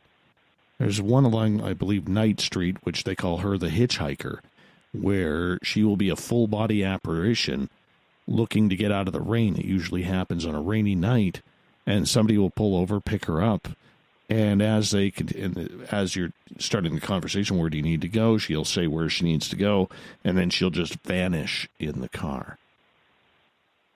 Scary times. Scary times. But let's move on. What about the haunted pirate ghosts? We hear a lot of stories about the Great Lakes being extremely haunted. Now, you are on Lake Ontario, and there has been a multitude of sightings of haunted ghost ships that have been seen along the Great Lakes over the years and centuries. What's your thoughts going on here? You know what, Dave? Probably the coolest story that I have is we have out in Port Colborne each year, which is called the Tall Ships Festival, which is kind of cool. So they bring some of the older ships and, Canadian, even American history, they come through here. And there's the one called the Empire Sandy, which is really, really cool. And we were on it. We did we did some filming on it. And I talked to the captain and the first mate. And I'll never forget what I think it was the captain that said it to me. He says, when you're at sea sometimes, or on lake, and you're out there for a long time, he says, things can start playing tricks with your mind. You think you see things, you think you hear things. But I remember him telling me the one time, he distinctively, without any confusion or hesitation, said beyond a shadow of a doubt, he heard somebody walking around up on top, like up on the deck. And there was no mistaking it.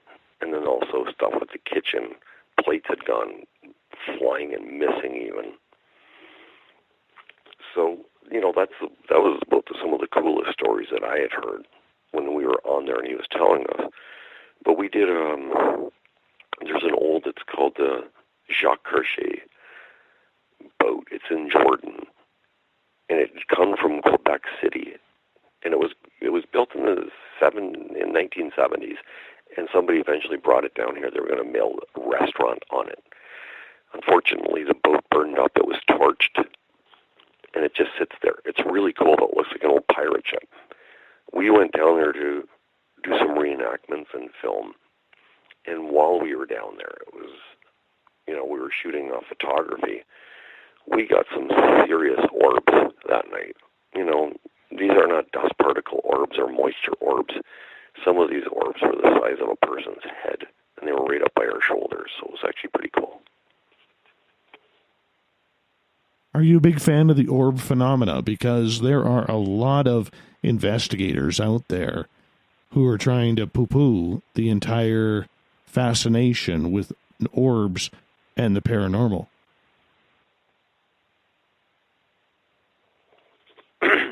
I think it all depends on how you're going to...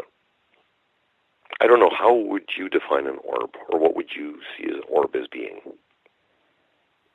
Well, I would say it's some sort of round phenomena that when you take a picture, there seems to be something in there that isn't. In fact, I could tell you right now, when we were broadcasting this show live on Periscope, our fans one night were actually watching an orb behind me. And they were messaging me in the chat rooms saying, dude, there's an orb going back and forth behind you. And I literally thought, because I had a Canadian flag blocking my window, I thought it was somebody on the outside of the house with a flashlight. And there was nobody there when we checked. And I really didn't believe about this orb until I'm watching myself on camera and this orb comes straight across my face.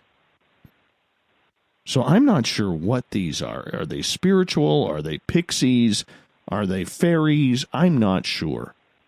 I just know that one was definitely not dust. We had an encounter at Drummond Hill Cemetery. It was actually really, really cool. I asked a friend of mine who is an astronomer and knows a lot about physics. He's a man of science. Even he's, as he would say, perplexed and vexed when it comes to some orbs. He believes they're energy bursts. That's the way he put it. So anyways, fast forward, we are at Drummond Hill Cemetery, I think. I want to say it was 2012 or 2013. And it was Stan Mello. He's one of my psychic mediums. Stan is a really cool guy. He's in his, I would say Stan is late 60s, early 70s now. And he's very gifted. From New York City originally. He still has the New York accent. Looks like Al Pacino. He's really cool. Anyways, we are in the cemetery one night, pretty late. And there's 4 of us. There's camera guy. There's a second camera guy that's also doing infrared photography and taking high-speed shots. It's actually cool. He's got all these gadgets, and if you asked me to explain it, I couldn't because I don't know enough about it. And at one point, Stan has a K2 meter, and he is led to an area where there's older tombstones, and he drops to one knee, and he's communicating with something. He's having a conversation with a spirit. And I'm going to say he was having this for about a good 10, 15 minutes. Camera guy Rich is filming it. Ray is taking pictures. And I'm standing there watching. We can't see anything, obviously, other than Stan. He's holding his K2 meter, and nothing else is happening. So anyways, we're done later that night. By the time I get home, Stan has beat me home, and he sends me a file, and it's got pictures from that night shoot.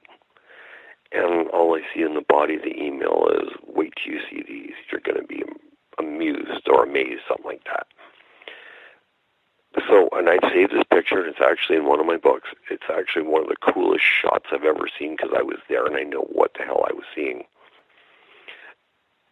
Right to where Stan was talking, his face, there is an orb the size of Stan's head, and it is so bright and round. Oh, weird. Very, very weird. There's no mistake in that.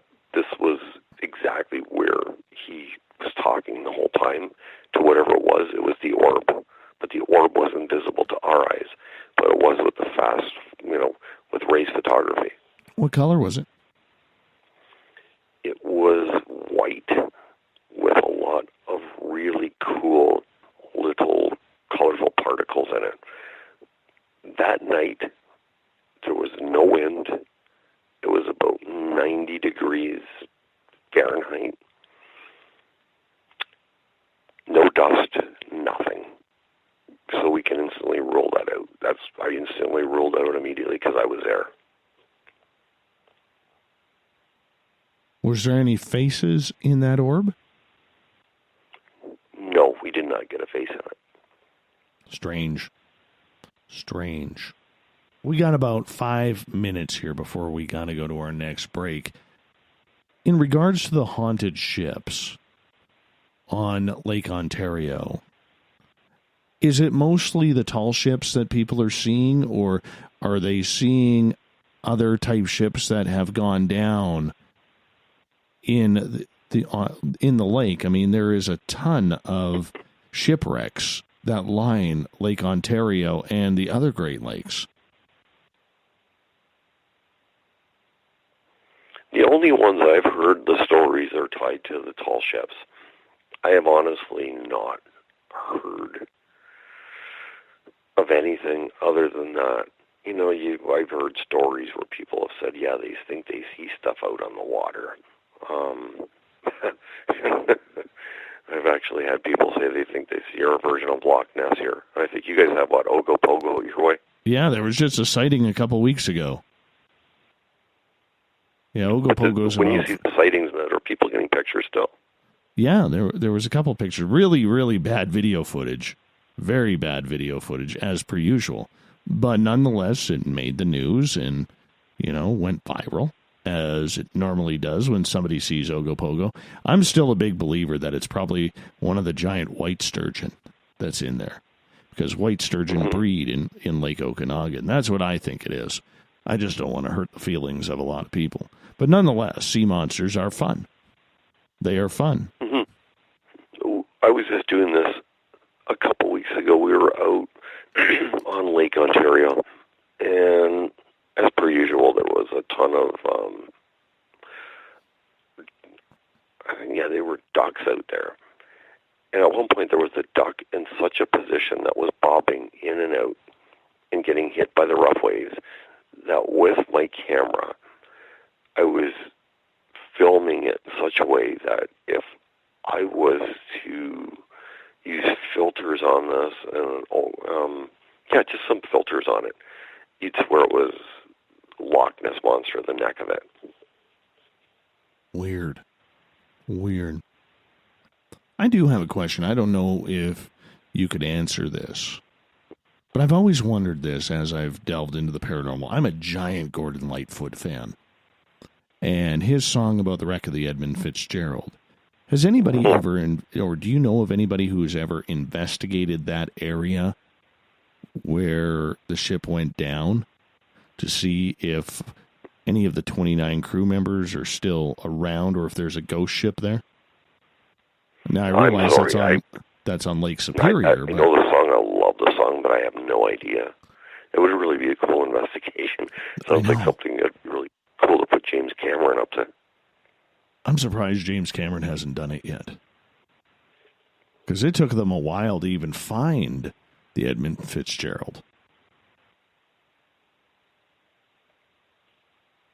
That whole legend. But, I mean, hey, if you don't like Gordon Lightfoot, that you just don't like music. That's what I'm going to say. Amen. That's what I'm going to say. I always liked his song Sundown. When I found out the meaning of that about him getting PO'd at fans coming to his house on Salt Spring Island here in British Columbia while he's smoking a joint trying to relax, and they're looking for autographs and the meaning of life, I always had a good laugh about that. But nonetheless, I want to get into, in the next half hour, because we only got you for about 30 minutes after we go to the break here, in about a minute. But I want to learn about your team, the Paranormal Profilers. You've mentioned your members, but what is the overall goal with the team? What are you looking to accomplish with this? That's a very fair question, and I really do believe, a lot of it is, Dave, I think what we really do hope to achieve is to bring really good storylines out that have really good historical context and that have some degree of believability that people that are into this will want to go and see for themselves. It really is beautiful when you can tell a ghost story through the ghosts themselves in one of these historic locations, isn't it? Absolutely. Yeah, I do a tour here at our local museum, which is located right on the Gold Rush Trail. And we got the 3 tours left this year. And I'll tell you, the popularity of it and letting the ghosts tell the stories is just absolutely phenomenal. Absolutely phenomenal when you can bring in the paranormal and tie it all to the history. It makes for a lot of fun.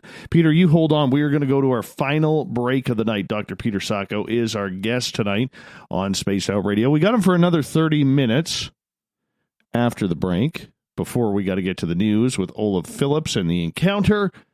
You're listening to Spaced Out Radio. I am your host, Dave Scott. We'll be back right after this. Are you tired of being blocked, shadow banned, or placed in jail for simply posting your thoughts on social media? Social Media Freedom can take care of that for you. Social Media Freedom is the newest and one of the best free new apps that allows you the freedom to post what you want, when you want. It takes seconds to download from your app store. Come join the tribe at Social Media Freedom. It's time to set yourself free.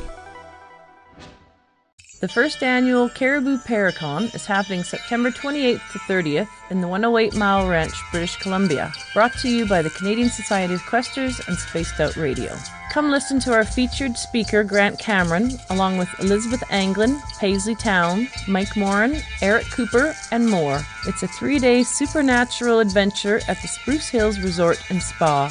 Tickets for the weekend are $150 Canadian. The Caribou Paracon, celebrating everything paranormal. A timepiece is a reflection of who you are, and what better way to show off the real you than with an Escape watch? Escape is a lifestyle brand accessorizing your days and nights. Choose to escape and create the life of discovery that you deserve. Dream, play, unite with your own personalized Escape watch. Head to escapewatches.com. There is no time like the present to enjoy your escape. Use promo code SMF2017 for your 20% discount today. Looking for a place to advertise at a very reasonable cost? Look no further than Spaced Out Radio. SpacedOutRadio.com has an advertising tab that you can click to check out our daily, weekly, and monthly packages to play on the radio, or our website including social media. From commercial spots to banners, we have it all. Check out our competitive pricing today. Find yourself constantly looking up in the sky, looking for answers? Have you had extraterrestrial contact? Are you an abductee? Looking for answers to your experiences? Hi there, I'm R. Keith Andrews, Spaced Out Radio's resident ET expert. Join me live the first Friday of every month where I take questions from the Spaced Out Radio chat room and help you understand those from the far-off world. It's 2 hours of knowledge every experiencer should listen to. Hope to see you there. Are you intrigued by Paranormal Talk Radio? You'll love the new Paranormal Radio app from TalkStream Live. You'll find a great selection of talk shows covering UFOs, ghosts, strange phenomena, and much more. Download the Paranormal Radio app now and start listening to the very best in paranormal talk entertainment, including the network you're listening to right now. The Paranormal Radio app, free in Google Play and the iOS App Store. The Call of the Wild is in Vancouver. The Moose Vancouver is one of the hottest bars and restaurants in the city. Open until 2 a.m. nightly, the Moose will rock you like a hurricane all night long.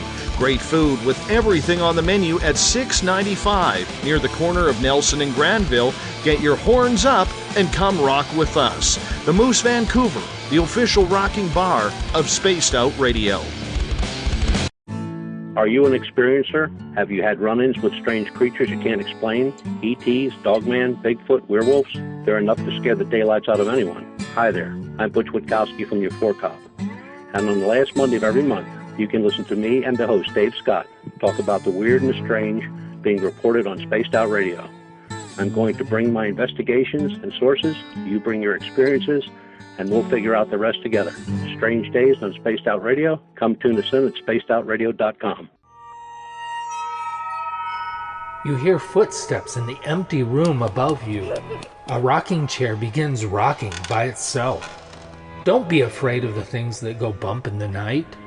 Reach for Spirit Storybox, the iPhone app the Huffington Post UK called the only ghost hunting app you will ever need. Spirit Storybox. The spirits are telling their stories. Are you listening? You know, it's hard being the bad man of ufology, but that's just the way that I like it. This is Chris George Zuger, and I'll be hanging out with Dave Scott and SOR scientist Chris Cogswell for Reality Paranormal, the second Wednesday of every month. And our job is to break it down and come to conclusions as to what is really going on in the supernatural world. I'd love for you to join us and bring your questions for us to investigate right here on Spaced Out Radio. Visit purpleplates.com today. For over 40 years, the Purple Energy Plates have been delivering amazing results for their many customers. Inspired by the great genius Nikola Tesla, the harmony, healing, and energetic effects of the plates have proven over and over to be beneficial and often miraculous to thousands of customers. Check their site for daily specials and choose from their many energy products. You won't be sorry. Visit them today at purpleplates.com. When it comes to the news, we look for the stories that the mainstream won't cover. Welcome to Spaced Out Radio's The Encounter. This is News Director Everett Thiemer. The Encounter is about the weird and strange stories that occur daily, and we scour the world looking to bring them to you. You can hear me with Dave Scott every Monday through Friday in our Encounter news segment. Read us online at spacedoutradio.com or check us out and give our Facebook page a like at SOR The Encounter. So come give The Encounter a read. From the mile-high state of Colorado, sharing our signal around the world, I invite you to Spaced Out Sundays. Hi, I'm Tessa Nicole Thomas, and I'm closing out the week by taking you on a paranormal journey to the world of the weird. Ghosts, aliens, psychic phenomena, I will hit it all in your questions too. So let us highlight the paranormal for you. So come join me for Spaced Out Sundays starting at 9 p.m. Pacific, 12 a.m. Eastern, only at spacedoutradio.com. The views and opinions expressed by tonight's guest and topic of discussion do not necessarily represent the official policy or position of Spaced Out Radio, Spaced Out Weekend, Spaced Out Radio Limited, its hosts, syndicated carriers, or anyone associated with this broadcast. You're listening to Spaced Out Radio with Dave Scott. Follow Dave on Twitter at Spaced Out Radio and hashtag Spaced Out Radio, and on Facebook Spaced Out Radio Show. Now, back to the program. Welcome back to the third and final hour of Spaced Out Radio tonight. I am your host, Dave Scott. Thank you so much for being with us. Tomorrow night on the program, Deborah Agayo joins us. We're going to be talking demons and the paranormal. We get going at 9 p.m. Pacific, midnight Eastern at spacedoutradio.com. We say hello to everyone listening in on the SOR Radio Network and Deep Talk Radio. Also, all of our archives are free at youtube.com/Spaced Out Radio. Do me a favor, hit that subscribe button. Bill Cardwell has set the password for tonight in the SOR Space Travelers Club. Haunted. Haunted is your password. Make sure you use it wisely, space travelers, as Bill sets a password each and every night right here on the Mighty SOR. Our website is spacedoutradio.com, where we have a plethora of features for you. You can rock out to Bumblefoot, shop at our store, read up on the encounter online, and so much more. For the final time tonight, we introduce our guest, Dr. Peter Sacco. He is a paranormal investigator out of the Niagara region of Ontario, Canada. His website, theparanormalprofilers.com. And you can also join and subscribe to their YouTube channel. I highly suggest you do. It's Paranormal Profilers. Great work that they do. Dr. Sacco, welcome back. Thanks for having me, Dave. Oh, it's been an absolute pleasure. Absolute pleasure. Right before the break, I was asking you about your team. Is there anything you guys won't investigate, or do you look at the paranormal strictly as ghosts or as an umbrella term that pretty much encompasses everything that is strange and weird? That's a really good question. I guess the first thing I would ask is, what would you define as weird? What would your concept be? Well, let's say UFOs, Bigfoot, aliens, sea monsters. Okay, I would say generally speaking, when we first started the show, we were really geared towards and going for more of the haunted stuff. Because once again, you got to look at our roots are based on kind of this region, War of 1812, and we were kind of like stuck to a local production company. Since then, we've branched out. We've gone more towards, obviously, haunted historical places, but now we're starting to do more one-off stuff. So the first episode for Season 3 was on UFOs and aliens. In terms of our rendition, what we thought, getting eyewitness accounts from people who had seen UFOs, professionals in the field that are astronomers. And then, you know, the one thing I would qualify, and this is kind of interesting, because I look at this, even, you know, speaking with Jack Kenna, speaking with Michelle DeRoche, that have done hundreds of investigations, have gone out, they would be the first people that would say that they are not experts. Because you can't really be an expert in something you can't really prove. So I think when we look at the weird or whatever, we're trying to come up with really good anecdotal stories and trying to piece remnants of evidence which people have had eyewitness accounts, or that they have photos, or they have some sort of testimony that has some sort of merit that we can then go in there, if it's a haunted location or whatever, and try to prove it or disprove it. Do you like the idea of expanding into the other topics, though? Because there's a lot of people out there who are now trying to tie it all together through one paranormal string. Yeah, actually, I love the idea of what we're doing. We've sat around and talked. For example, we did an episode in Season 2 on psychics and mediums used in police investigations. And this takes me back to my kind of roots, starting out as a person, as a criminal psychologist, where one of my bestest friends, who passed away in 2006, she was a psychic that had been involved in major police investigations. Like, we're talking some of the biggest police forces in the world. And I remember, you know, her convincing me that what she had was a gift and that she really was authentic, because at first I would laugh about it and think, okay, yeah, whatever, until she literally did a number on me, and as she said, undressed me by telling me stuff that's so freaking impossible, how she could have known any of this stuff, but she did. So, you know, we did that show last year towards the end of Season 2, and wow, it was a big success. So we want to take more weird stories. We bring in guest investigators as well, too, or guests to come and talk about stuff. So not too long ago, I did a piece with Gordon Deppy. He's the lead singer of the Spoons, the Canadian band The Spoons. Gord's a friend of mine, and Gord told a pretty cool story. We've had Jim Carrey's sister, the actor Jim Carrey, his sister Rita Right. Carrey. She's an actress, a musician. She's come on as a guest investigator in episodes. So what we are trying to do is take weird situations, as you would say, or discuss, and we're bringing outside people that have absolutely no background in this and putting them kind of in the line of fire and letting them see firsthand what it's like to be on an investigation and see if they come up with anything. And we've actually had people come up with stuff. So, for example, the one place we investigated, I had Daniel Roderick, who's a good friend of mine. Dan is the producer and host of the hit Canadian series The Veterans. Dan is probably the go-to person in all of Canada who is probably the Canadian historian on war and military. And he came in one investigation, and he was absolutely freaked out. He saw stuff and heard stuff. Well, he heard stuff, and he did see, as I said, this thing go up a wall.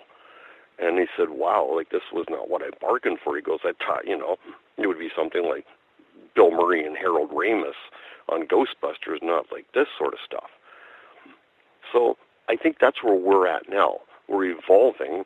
We're bringing in new facets, and we're bringing in more experts, historians, people that know the places, and people that kind of can, how should we put this?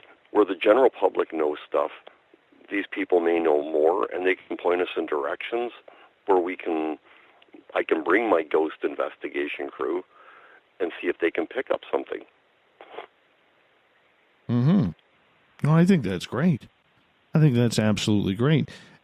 How often are you doing this, though? Like, you have to have a very busy work schedule working at 2 universities and 1 college as a professor. You know what, Dave? We squeeze them in. We go out and we shoot on weekends. We normally would do a lot of the shooting in the summer. However, this past summer was heat wave city here and not conducive. Some of the shows we're working on right now, we're looking at doing more outside stuff. There are some really cool historical ruins that we want to investigate and work around there. Just because the buildings are gone, the ruins are still there. But as some of the mediums say, the energy's still there. We can see if we can pick up stuff, but also bring back to life photos of the old building and let the public know. So we're looking at working at Waverly Beach, which was one of the oldest attractions in all of Canada up until around 1910. And it used to be like our Atlantic City here in Canada, in Fort Erie, which is right across from Buffalo. So we're looking at doing the ruins there before those get, taken away because they want to put in condos. This is a big thing around the lakes. We want to do an episode on haunted forests. The whole idea, some people believe in the notion that there's portals or doorways to alternate universes and they exist in the forest. And if that's not enough in itself, and it's kind of cool because I've had this experience. Forests are so amazing. They're so full of life. They're energetic. But if you're ever lost in one, they're scary as hell because you start to realize how alone you are. Oh, yeah. Oh, yeah. That is so true. I am surrounded by forests, so I know exactly what you're talking about there. And it's one of the coolest places where you actually your mind can play tricks on you, where you start to think you're being followed. Well, you never know. It could be a Sasquatch. It's funny you bring that up. In our episode on aliens, I had Steve Calls on. He was one of our guests. He's on H2 channel. He's Squatch Detective. He's the guy that goes and does a lot of these Sasquatch investigations, trying to find Bigfoot and all that stuff. Because one of our individuals on our team said, wouldn't it be cool if actually the reason you can't find Bigfoot is that Bigfoot's actually an alien, and every time you get close, he takes off in his ship, or he can go through some sort of portal or doorway that's, to an alternate universe. Doesn't surprise me, my friend. Doesn't surprise me. Just so you know, just for verification, we've actually banned the word Squatch on this show. Oh, you have? Yeah. And I mentioned this story just, I believe, last night. but I don't mind repeating it. The late Dr. John Bindernagel, famous Sasquatch researcher here in British Columbia. I actually asked him one day when I had the chance and the honor to meet him in 2015. I asked him what he thought of that term. And basically, in a nutshell, what he said was, almost 70 years of research ruined by one word. And ever since then, I've said, nope, not using that word anymore on this show, out of respect for him. And now that he's gone, I got to keep that going. Well, that's fair enough. That's a good way to be. Yeah. Well, you have to. He was a legend. So, there's not too many legends left in the cryptozoology and the Bigfoot research area here. So you kind of have to, be good with them. You really do.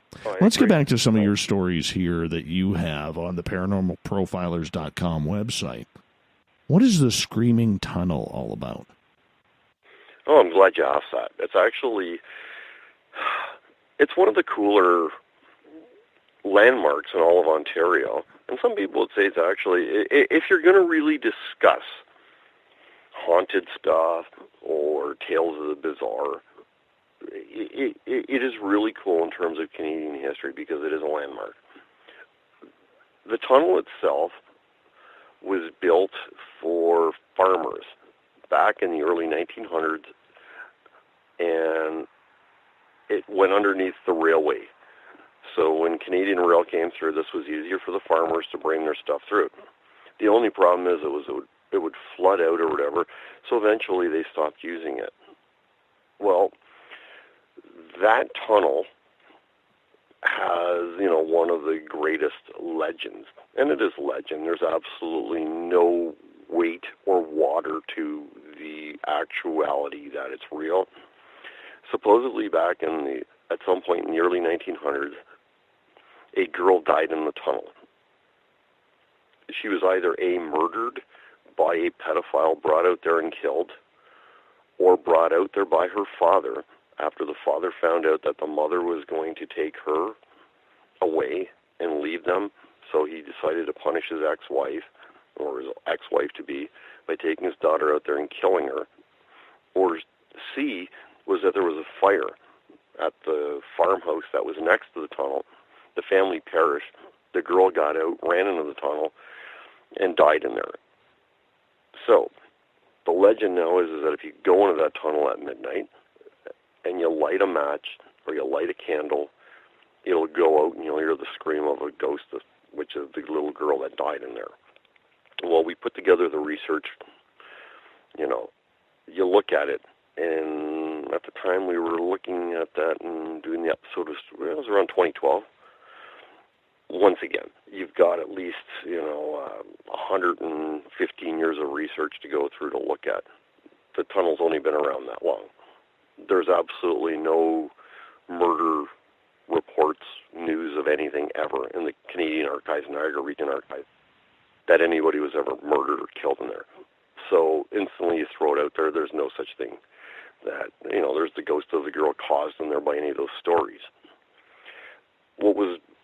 Where it does get fascinating was one rumor had it that when the Mayflower came over, the Pilgrims came over and, they settled in America, that there was a bunch of them on that ship that were into the occult, that they were actually into voodoo, possibly voodoo, because at the time when they came over from England, slavery was already existent in England.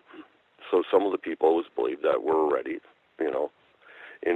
had learned from some of the slaves that were brought up with voodoo and that stuff. So the rumor was, or the legend, is that they got booted out of there, so they were not allowed to settle in the New England states. They migrated up here, and in the hills that are over the tunnel, that's where they settled. So some people say, well, the reason why this stuff goes on there is it's cursed. The land is cursed. I have filmed in there with 5 different TV production companies. Every time our equipment has completely died in there. It just goes dead, which there's no reason as to why it should. So, people go, well, is it a vortex in there? Like, it's not big enough. what's interesting about that tunnel, in 1980, Hollywood adapted Stephen King's book, The Dead Zone, starring Christopher Walken and Martin Sheen, and that movie was shot in that tunnel. So that's its real claim to fame. I'm going to say about 20 years ago, I went in there with a few people one night, and we decided to do something. One of the fellows is the Ojibwe descent, and also a medium of sorts, he claims to be. So he asked me to hypnotize him, to put him into a heightened state of awareness, to see if he can communicate with whatever was in that tunnel. Sure enough, he claimed to have been speaking or getting some sort of sign from whatever was in that tunnel, which he claimed was a girl. But archives show that there was no girl that was murdered in that tunnel. Well, last year, and this is the latest, we did a ghost walk for a charitable walk, and we did that tunnel. So my team of investigators brought K2 meters. I don't know what else they had.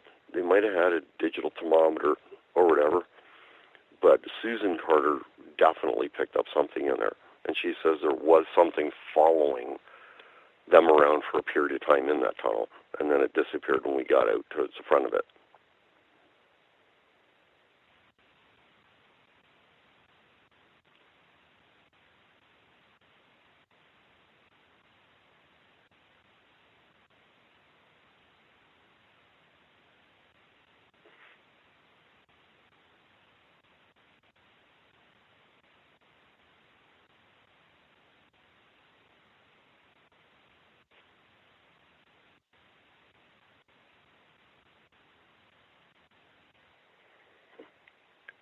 That's actually really cool. I'm glad you bring that up. I think there is the ability, I think where thoughts go, energy flows, and so you have the ability to manifest. I think if you want to see something bad enough or experience it as well too, is it really a physical tulpa of sorts, or is it more of a psychological phenomenon that you've created with your mind? That is it really there, or is that your reality? So it's almost like, we can get into the whole discussion of the movie The Matrix. That, that whole phenomenon where in what do we have like a multi-dimensional approach to the way we look at things that, people say, well, seeing is believing. Well, sometimes I remember a colleague, a mentor of mine, his name is Jack Canfield, the guy who's one of the great authors of the book series Chicken Soup for the Soul and the book The Secret. And Jack taught me some of the law of attraction. And Jack said, I remember him telling me, he goes, like, once you believe it, then you will see it. And he says that that's basically the premise. So many people say, well, I need to see it to believe it. And the problem, they never see it is because they don't believe it. So it's not going to, rear itself or reveal itself to you. So this is what we're actually up against. So I think if you walk by faith and not by sight, you're more than likely to get that sight. And I think that could possibly be happening in a situation like that with the tunnel or with the tulpa in situations. Yeah, I'm just curious about it because I think it's very, very intriguing to see what it's all about and what really is going on. And, we have, you think of Slender Man in the United States or Bloody Mary, which is another type of creation that a lot of investigators feel that these legends are just brought on because of the energy that is put into them, that it's almost human manifested. Absolutely. I totally believe in that. I'll give you something right here and now, Dave. I'm standing out on my deck. Yeah. I have 1.5 acres in my backyard. I literally have like a rainforest. It's been built. So I'm looking out right now. It's pretty windy. There's a layer of fog that's above my trees. So I'm like 2 levels up. As I'm talking to you, I'm seeing flashes of red eyes in the woods. Bigfoot.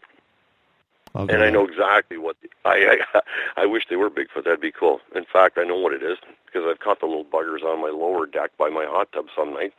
It's a pack of coyotes that's back there, which is really interesting because myself, I now believe this, as well as several friends of mine. One of my friends is really into cryptozoology as well as shapeshifters, and she's hell-bent. She believes that the leader of this pack is a coy wolf, part coyote, and I sure as hell believe it because there's this one loud sound. It's a very loud banshee type of sound, and but once again, if I want to believe that's Bigfoot out there because of the red eyes, I could have myself believing that, and I could snap off pictures. And just the way the shadows are hitting, it may look like there's a figure that's standing up there that's about 7.5, 8 feet tall. Or if I'm the rational person and I just don't believe in Bigfoot and I just want to say, hey, it's got to be coyotes, and I go back there and then I see the coyotes. So I think it really is what your anticipation is and your perception.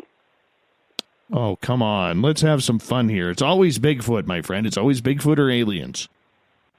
Rationality does not go well in paranormal, my friend. You should know that by now. Exactly. But see, the rationality is what's keeping me from going down there and getting attacked from coyotes, because I know that's what they are, versus if I wish and hope it's Bigfoot, then this thing ain't going to attack me. It's just going to take off. True. Very true.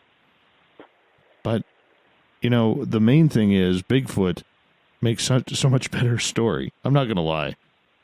No, absolutely. I agree. And sometimes you got to go with that. What the hell? This is the paranormal afterwards. We're all gullible here. We all want to hear it. But let's move on here as we go from the tunnel, because I think we got time for one quick one. We got you for about another 3.5 minutes. You mentioned that your yard, you see soldiers walking through your yard. That part of the bloodiest battles of War of 1812 was near your area, and you will see soldiers. Tell us about that. Well, I have not seen them. People report seeing them out this way here because this is where the Battle of Queenston Heights was fought. Now, the people I bought this house from, they used to report seeing the ghost of a Native American out in the backyard. It's a male.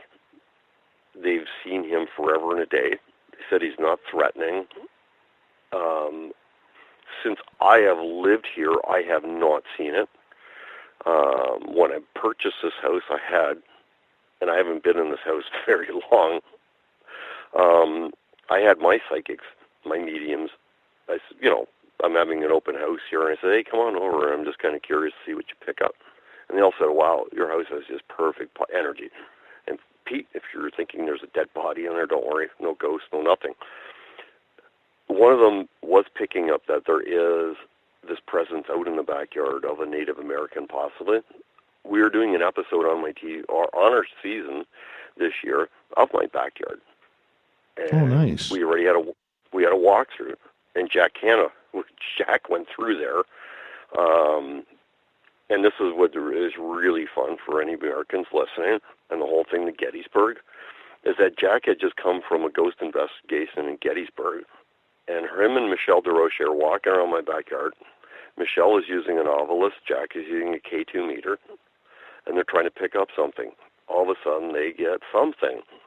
What is communicating to Jack is priceless. It has nothing to do with my backyard. Rather, it was what was tormenting him at Gettysburg.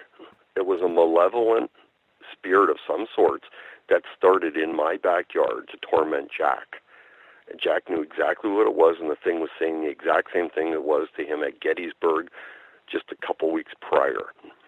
So, where people think that spirits or whatever they are bound by, where they are, like they're housed there forever, obviously they can transcend time and space, because whatever it was, Jack picked this out to a T, and he says, I know exactly who you are and what the hell you're doing. Why are you following me here? And it was not only that. My other psychic medium, Glenn White, who's been in Ghost Adventures, Ghost Lab, NCIS New Orleans. We've done countless ghost box sessions, and something that has tormented him for years will show up through the ghost box and start calling him pussy. Oh, wow. And it's absolutely hilarious. We all start laughing because all of a sudden you'll start, we're in the middle of a conversation while Michelle and Wayne are with something, and Wayne will, or Glenn will ask something of whatever they're communicating with, and all of a sudden there's silence and you're pussy, pussy, pussy. And Wayne, we all start laughing because this thing has been bothering Glenn for a couple of years now. Speaking of ghosts, when I was telling you about the young lady in Vancouver, Janice, who is listening in Vancouver, thank you, Janice, I just got your email. She said, I lived in a fourplex where Knight Road curves into Clark. One night I was looking out the window and there was a woman in the street, crazy out of her mind, running back and forth in front of cars. It looked like she was trying to commit suicide. I went out to see if I could help her. She was gone. Never thought much about it until when I heard your ghost story tonight on Knight Road. This was around 75, 76. Not too sure about the actual date. What are the details about this ghost? Anyways, just brought back that memory. Thank you, Janice, for tuning us on in. Really appreciate that. My friend, it is time for us to say goodnight to you, Dr. Peter Sacco. Thank you so much for coming on Spaced Out Radio. Do me a favor and tell our listeners where they can find all of your great investigations. Yeah, absolutely. Definitely go and sign up to our channel, the Paranormal Profilers on YouTube. Definitely subscribe. We also have giveaways sometimes. Check out my website, which is peterandrewsacco.com. I have free books there, giveaways as well, too. And also our website, theparanormalprofilers.com. You can find me on Facebook, Peter Sacco or Peter Andrew Sacco, and Twitter, Dr. Peter Andrew Sacco. Perfect. Thank you so much, Dr. Sacco. Really appreciate you taking the time. We're going to do this again. Thank you so much for having me, Dave, and everybody listening, and definitely check under your beds tonight. Take care. Coming up next, we have Olaf Phillips and The Encounter. This is the winter of our lives.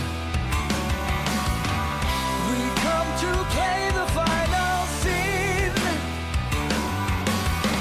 The curtains closing in the darkness we expose what lies beneath.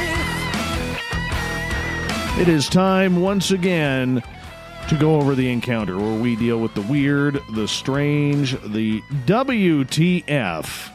And that's why we bring in Olaf Phillips, Vice President of Team Stump. As you all know, Everett Thiemer is the President of Team Stump. Olaf Phillips is the editor of Paranoia Magazine.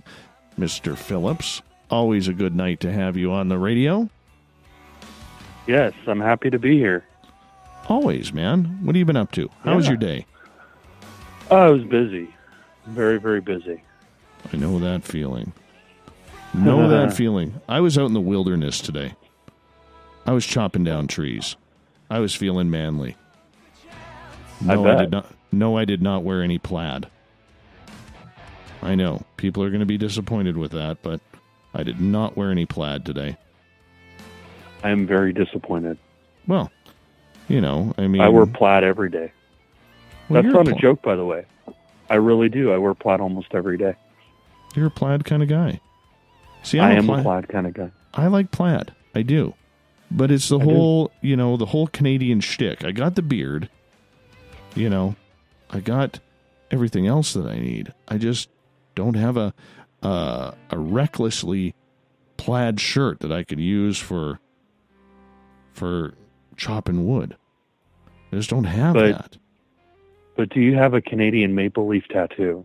Yes, I do. Okay, then you're truly Canadian. Yeah, I got the flag on my leg. Actually, my tattoo that I got when I was like 20, 21, it's actually of Marvin the Martian holding his PU-36 space modulator with a hockey stick and a Canadian flag hanging off the hockey stick. Wow. And you know what's screwed up about this? I've never really thought about this. I actually went into the tattoo parlor because I had made up my mind that I was going to get a tattoo that day. It's my first one. And I literally went into the tattoo parlor to get a Yosemite Sam because I loved Yosemite Sam. And they didn't have any decals for Yosemite Sam. So I said, well, I'm here to get a tattoo because I'm feeling brave. I said, fine, I'll get I didn't want like one of the normal characters that were out there, you know, Bugs Bunny or Tweety or anybody like that. Or everybody at the time was doing the Tasmanian Devil, if you recall. Right. So I said, well, I'll get Marvin the Martian because I've always kind of liked him. And lo and behold, it's kind of weird how it's kind of manifested into what it is today with me doing this show and being an ET contactee. And I didn't know anything about aliens or anything like that back then when I was 20. It was like, oh, this will look cool. And now it's like there's some true type of significance to it. Well, and the hockey stick and the maple leaf flag. Absolutely. Absolutely. You know, I know it's weird. I don't know what it is, but there's something about having Canadian maple leaf tattoos on Canadians. There are a lot of them. It seems like everybody from Canada has a maple leaf tattoo. It's weird. It's one of those things we got to do. You know, ever since the Olympics in 2010, Canadians have become pretty patriotic. Because it really wasn't there before that. It really wasn't there. And it was funny because I remember politicians during that time of the year for the Olympics, they were actually telling Canadian people, it's okay to be patriotic. It's okay to be proud of your country that we're hosting the Olympics and we're cheering on our athletes. It's okay to be a little braggadocious if we get a gold medal. Because at that time, Canada had hosted the Olympics. Let's see, there was Montreal in 76 and Calgary in 88. So 2 previous times Canada had hosted the Olympics, and we had never won a gold medal on home soil. So they had to tell Canadians, literally, true story, they had to tell Canadians that it's okay to be patriotic. It's okay to wear Canadian colors and brag that you're from Canada. I mean, how bad is that when you have to tell people that? It's pretty wild. Yeah, no kidding. No kidding. But I'm from the U.S. Yeah. Yeah. You guys don't have a problem with that. Apparently we do, though. Apparently we don't. We do. We don't have a problem with that, no. Let's get to the news, my friend. What is happening on the Encounter and Paranoia magazine? Big news over in Sweden. Sweden is opening a new museum dedicated to the world's grossest food in Malmö. According to the founder and chief disgustologist Samuel West, in an interview with Lonely Planet, the museum aims to help people question their basic assumptions about food. If disgust is cultural and contextual, then it is also changeable. And apparently they're going to have 80 of the world's most disgusting foods, which include, but is not limited to, casu marzu, a maggot-infested cheese from Sardinia, Sturmströmming, fermented herring from Sweden, and the durian, the infamously stinky fruit from Thailand. I also read that they're going to have the petrified shark from Iceland, where they hang the shark. They'll catch a shark, and then they hang it outside and let it putrefy, and then they eat it. How does haggis not make that list? Haggis is not disgusting. Haggis is actually pretty good. Have you ever had it? I will never have it.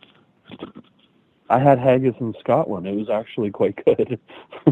Oh, my goodness. Do you know, little known fact, do you know where I had haggis? No. In Scotland? I had it at a pub in the town of Rosslyn, across the street from the Rosslyn Chapel. Very cool. Very cool. Yeah, I got all wigged out with all the symbolism inside the Rosslyn Chapel, and then I went across the street and ate a is it pig? Yeah, pig stomach. That's just, It's so good. my father growing up, when I was growing up, my father, like he was a farm boy and they were poor. And when, you know, anybody who's been a farmer where money has been tight, you know that when mom makes a chicken or a pig or something along that lines, everything gets eaten. So here's my dad eating like pork hocks and chicken's feet and all of this stuff. And I'm looking at this almost vomiting, right? Mm-hmm. Oh, just disgusting. Just You know, disgusting. my dad actually, he grew up in northern Minnesota, and it's a mix of farmy and foresty, and he grew up in in the lakes up there, and he has a thing for liver, and I mean I just think it's the most disgusting thing ever, and you can't barely find anywhere to buy it, and you can't cook it because it stinks up your whole house, but my dad, he has a thing for liver. He just loves liver and onions. Oh, it's revolting. It is revolting. That should maybe be a thought of the day one day is, what is the most disgusting food that you have ever eaten? You know? Well, you know, one thing I do like, though, there's a Filipino dish called bulaklak, which is like, it's basically the thing that holds your intestines in place. Like in a pig where the intestinal tract is, it's the tissue that holds the intestines in place so they don't really move around. And when they butcher the pig, they cut that out, and it's called a pork ruffle, and they fry it up. It's really good. Bulaklak.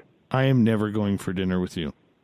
Ever. It's actually really good. No, well, come on. I mean, on. it's not intestine. It's Come not on. intestine.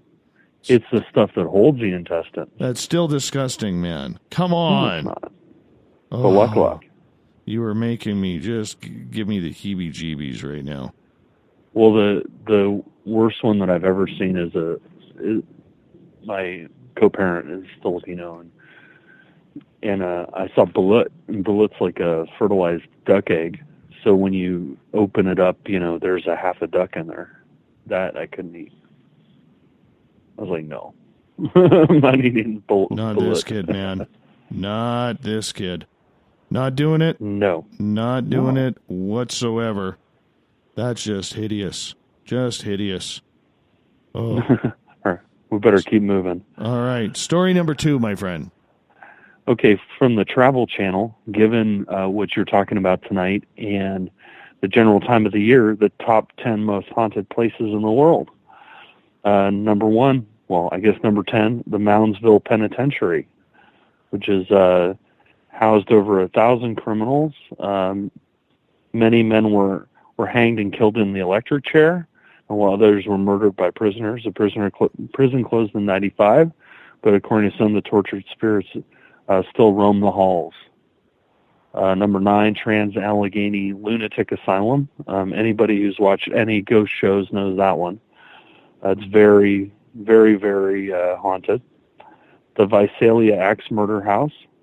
In June 10, 1912, the old white frame house at 508 East 2nd Street became a grisly scene. The heinous murder of Josiah B. Moore, his wife and 4 children, and 2 young girls who were overnight guests rocked the town of Visalia, Iowa. Right. Sammy Dean, Jerome, Arizona, is number 8. Former copper mining town with a paranormal reputation that dates back to the Wild West. The town is now home to 400 residents, down from 15,000 in its heyday. But legend has it there are plenty of ghostly residents from the days of mining accidents and gunfights. The Cuban Club, also known as Circulo Cubano de Tampa, can be found in Tampa's Ybor neighborhood. In 1917, the spot was a popular hangout for Cuban immigrants who enjoyed the ballroom, outdoor band shell, and cantina. It is reputed to be very haunted. 7, at Fort Mifflin, built in 1771. Fort Mifflin is the country's only Revolutionary War battlefield that is still intact. 14 buildings. Other characters of local ghost stories include a faceless man wandering around the fort, and a tour guide dressed in Revolutionary garb, and numerous children and dogs. 6, the Moon River Brewery in Savannah. It was a site of very violent fighting during the Civil War.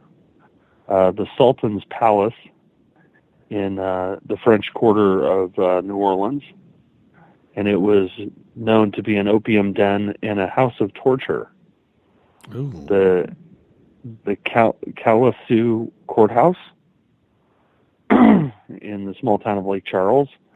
There was a woman tried there for murdering a man in cold blood. Apparently she still haunts it. Eastern State Penitentiary in Philadelphia. I really don't need to go into that one. That one's very famous. And my favorite, this is actually from Paranoia, my magazine. I'm going to butcher the name. The Lusadio Abbey. Have you ever heard of this place? No, tell me about that.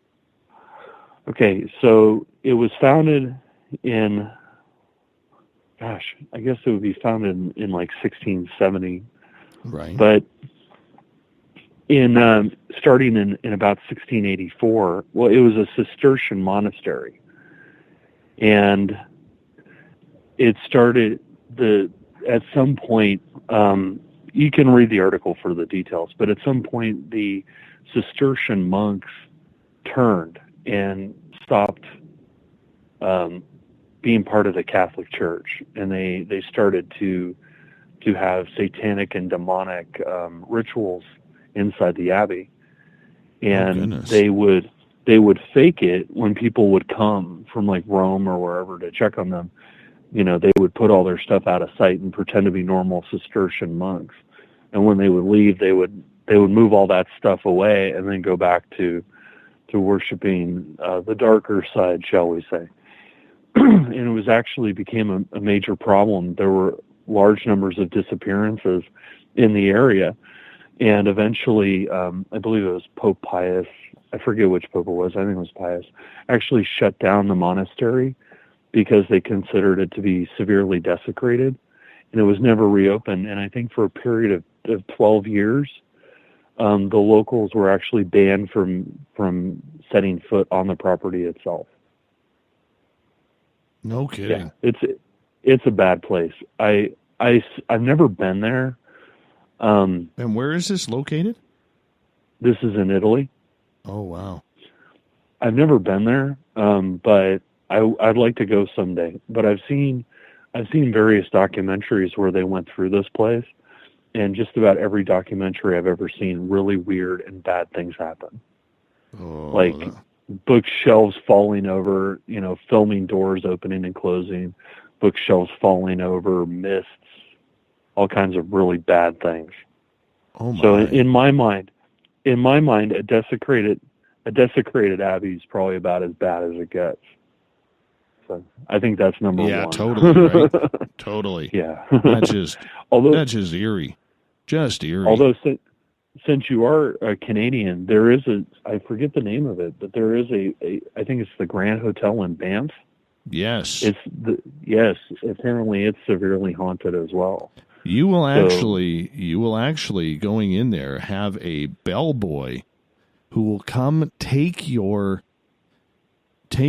bags up to your room, and you go to tip him after you usually tip a bellhop after you walk in your room and he's put the luggage in your room and everything, and when you turn away to tip him, he's gone. That's just one of the legends there. But the Banff Hotel actually does not allow any sort of paranormal investigation in there whatsoever. They have been completely banned. They acknowledge that the place is haunted, but they feel for the benefit of their guests that they will not allow any type of paranormal investigative team in there. Now, that doesn't mean that teams don't sneak in there to do it. Sure. But yeah, they are absolutely anti-hauntite, if we can make up a new term.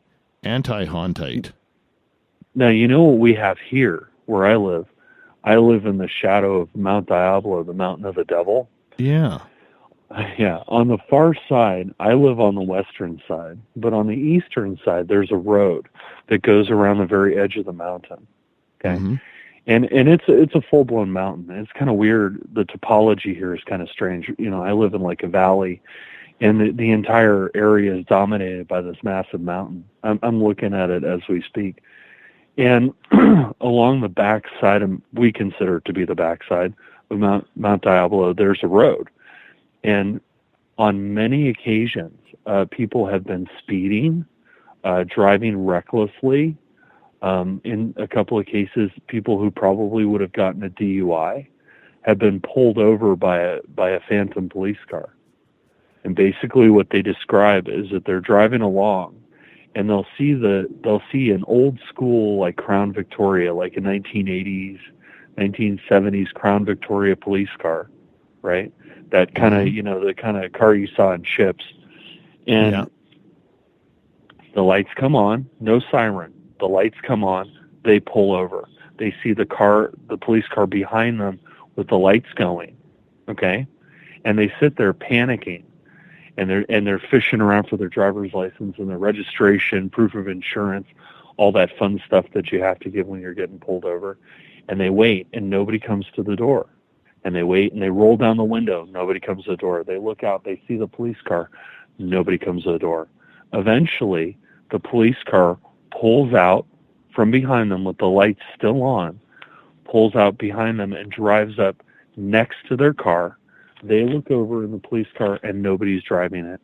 Oh. The lights turn off. The police car goes out in front of them, drives on down the road, and vanishes. Oh, that's just eerie. That's just eerie. Yeah. Don't need none of that. Don't need none of that. If you got one minute, there's one place that I have been, and I've driven that road. Never seen the police car, though. There's one place I have been. I did not see it, but on Edge Hill in central England, in the Midlands, on Edge Hill, there's actually a really nice pub on the top. It's a weird, like, fortification. They turned it into a pub, and it sits on the top of this hill. On the bottom is actually a Ministry of Defense ammunition bunker. It's like a munition bunker, very big. And then there's a sloping hill. Okay, if you go out there supposedly on the anniversary date of when this massive battle was fought there during I want to say it was the English Civil War, you can actually see a spectral battle, that the entire battle plays out once a year on the anniversary, and you can actually go. People claim you can go out there and actually watch the battle. Oh wow, that would be cool. Yeah, that would be frightening. Totally, right? Totally. Yeah. I don't blame you for that. That would be totally weird and strange to be sitting through something like that. Like, you know, that's almost like Field of Dreams, the movie, except the horror version of going to war.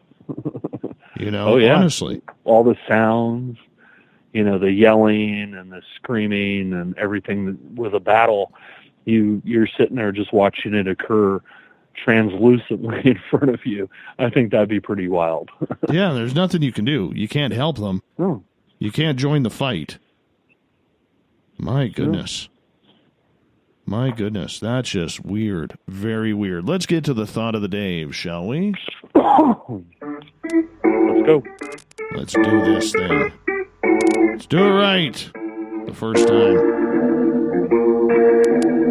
Thought of the Day happens every night at this time, where we ask a question on our Facebook and Twitter pages early in the day. Then you respond with your answers, and we read them on the air. Why? Well, we love the audience participation around here, so you guys make it fun. We read your responses. Today's Thought of the Day is as follows. What is the most haunted location you've been in, and why? So let's read some of them. Edie says, Waverly Hills Sanatorium. We had a private overnight, no tour. We were on our own, and wow, it did not disappoint. You can watch the shadow people moving around. I was touched, and something was breathing in my ear and on my neck. Highly recommend anyone to go for a tour if they get a chance.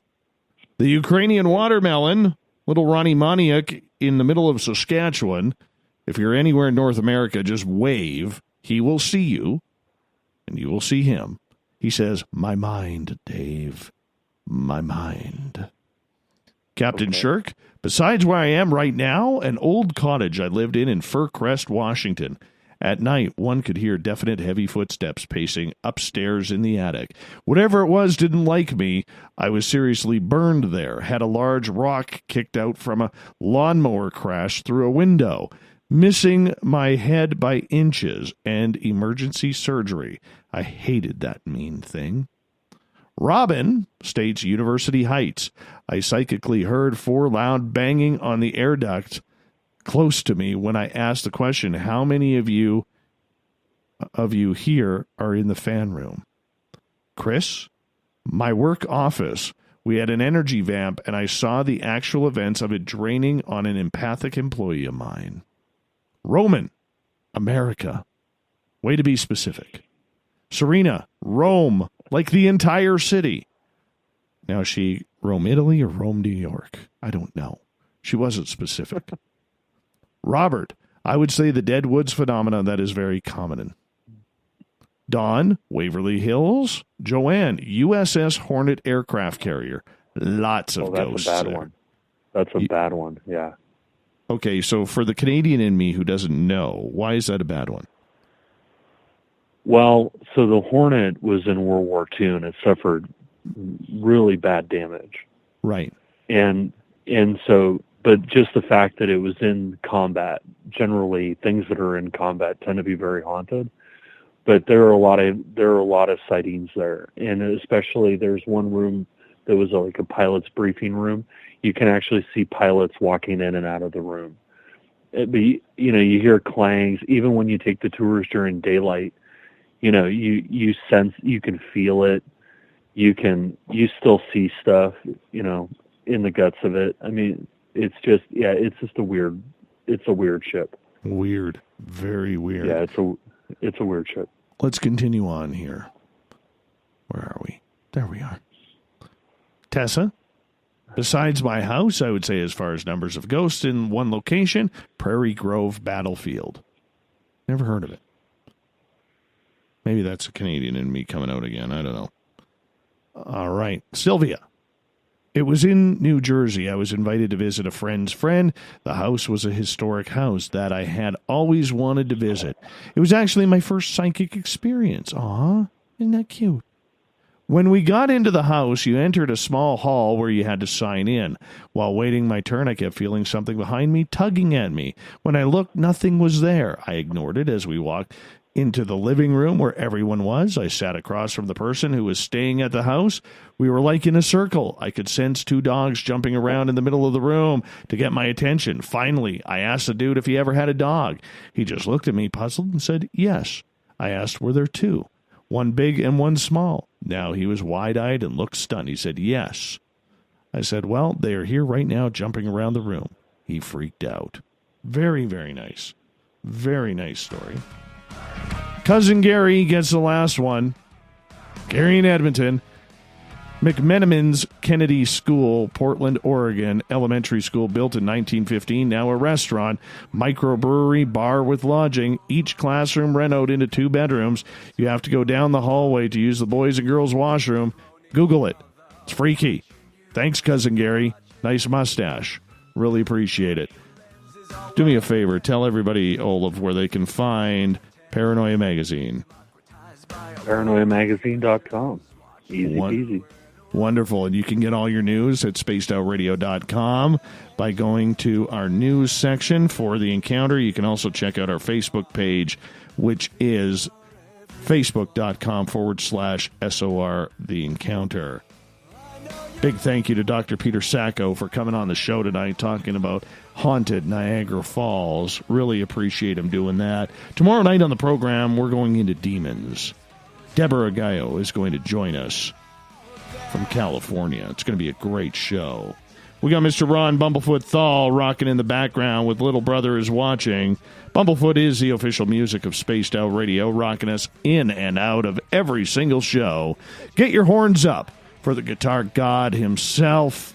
Big thank you to everybody listening in at work, at home, in your cars, wherever you may be. Special thank you to everybody in our chat rooms tonight on Spreaker. You were fantastic.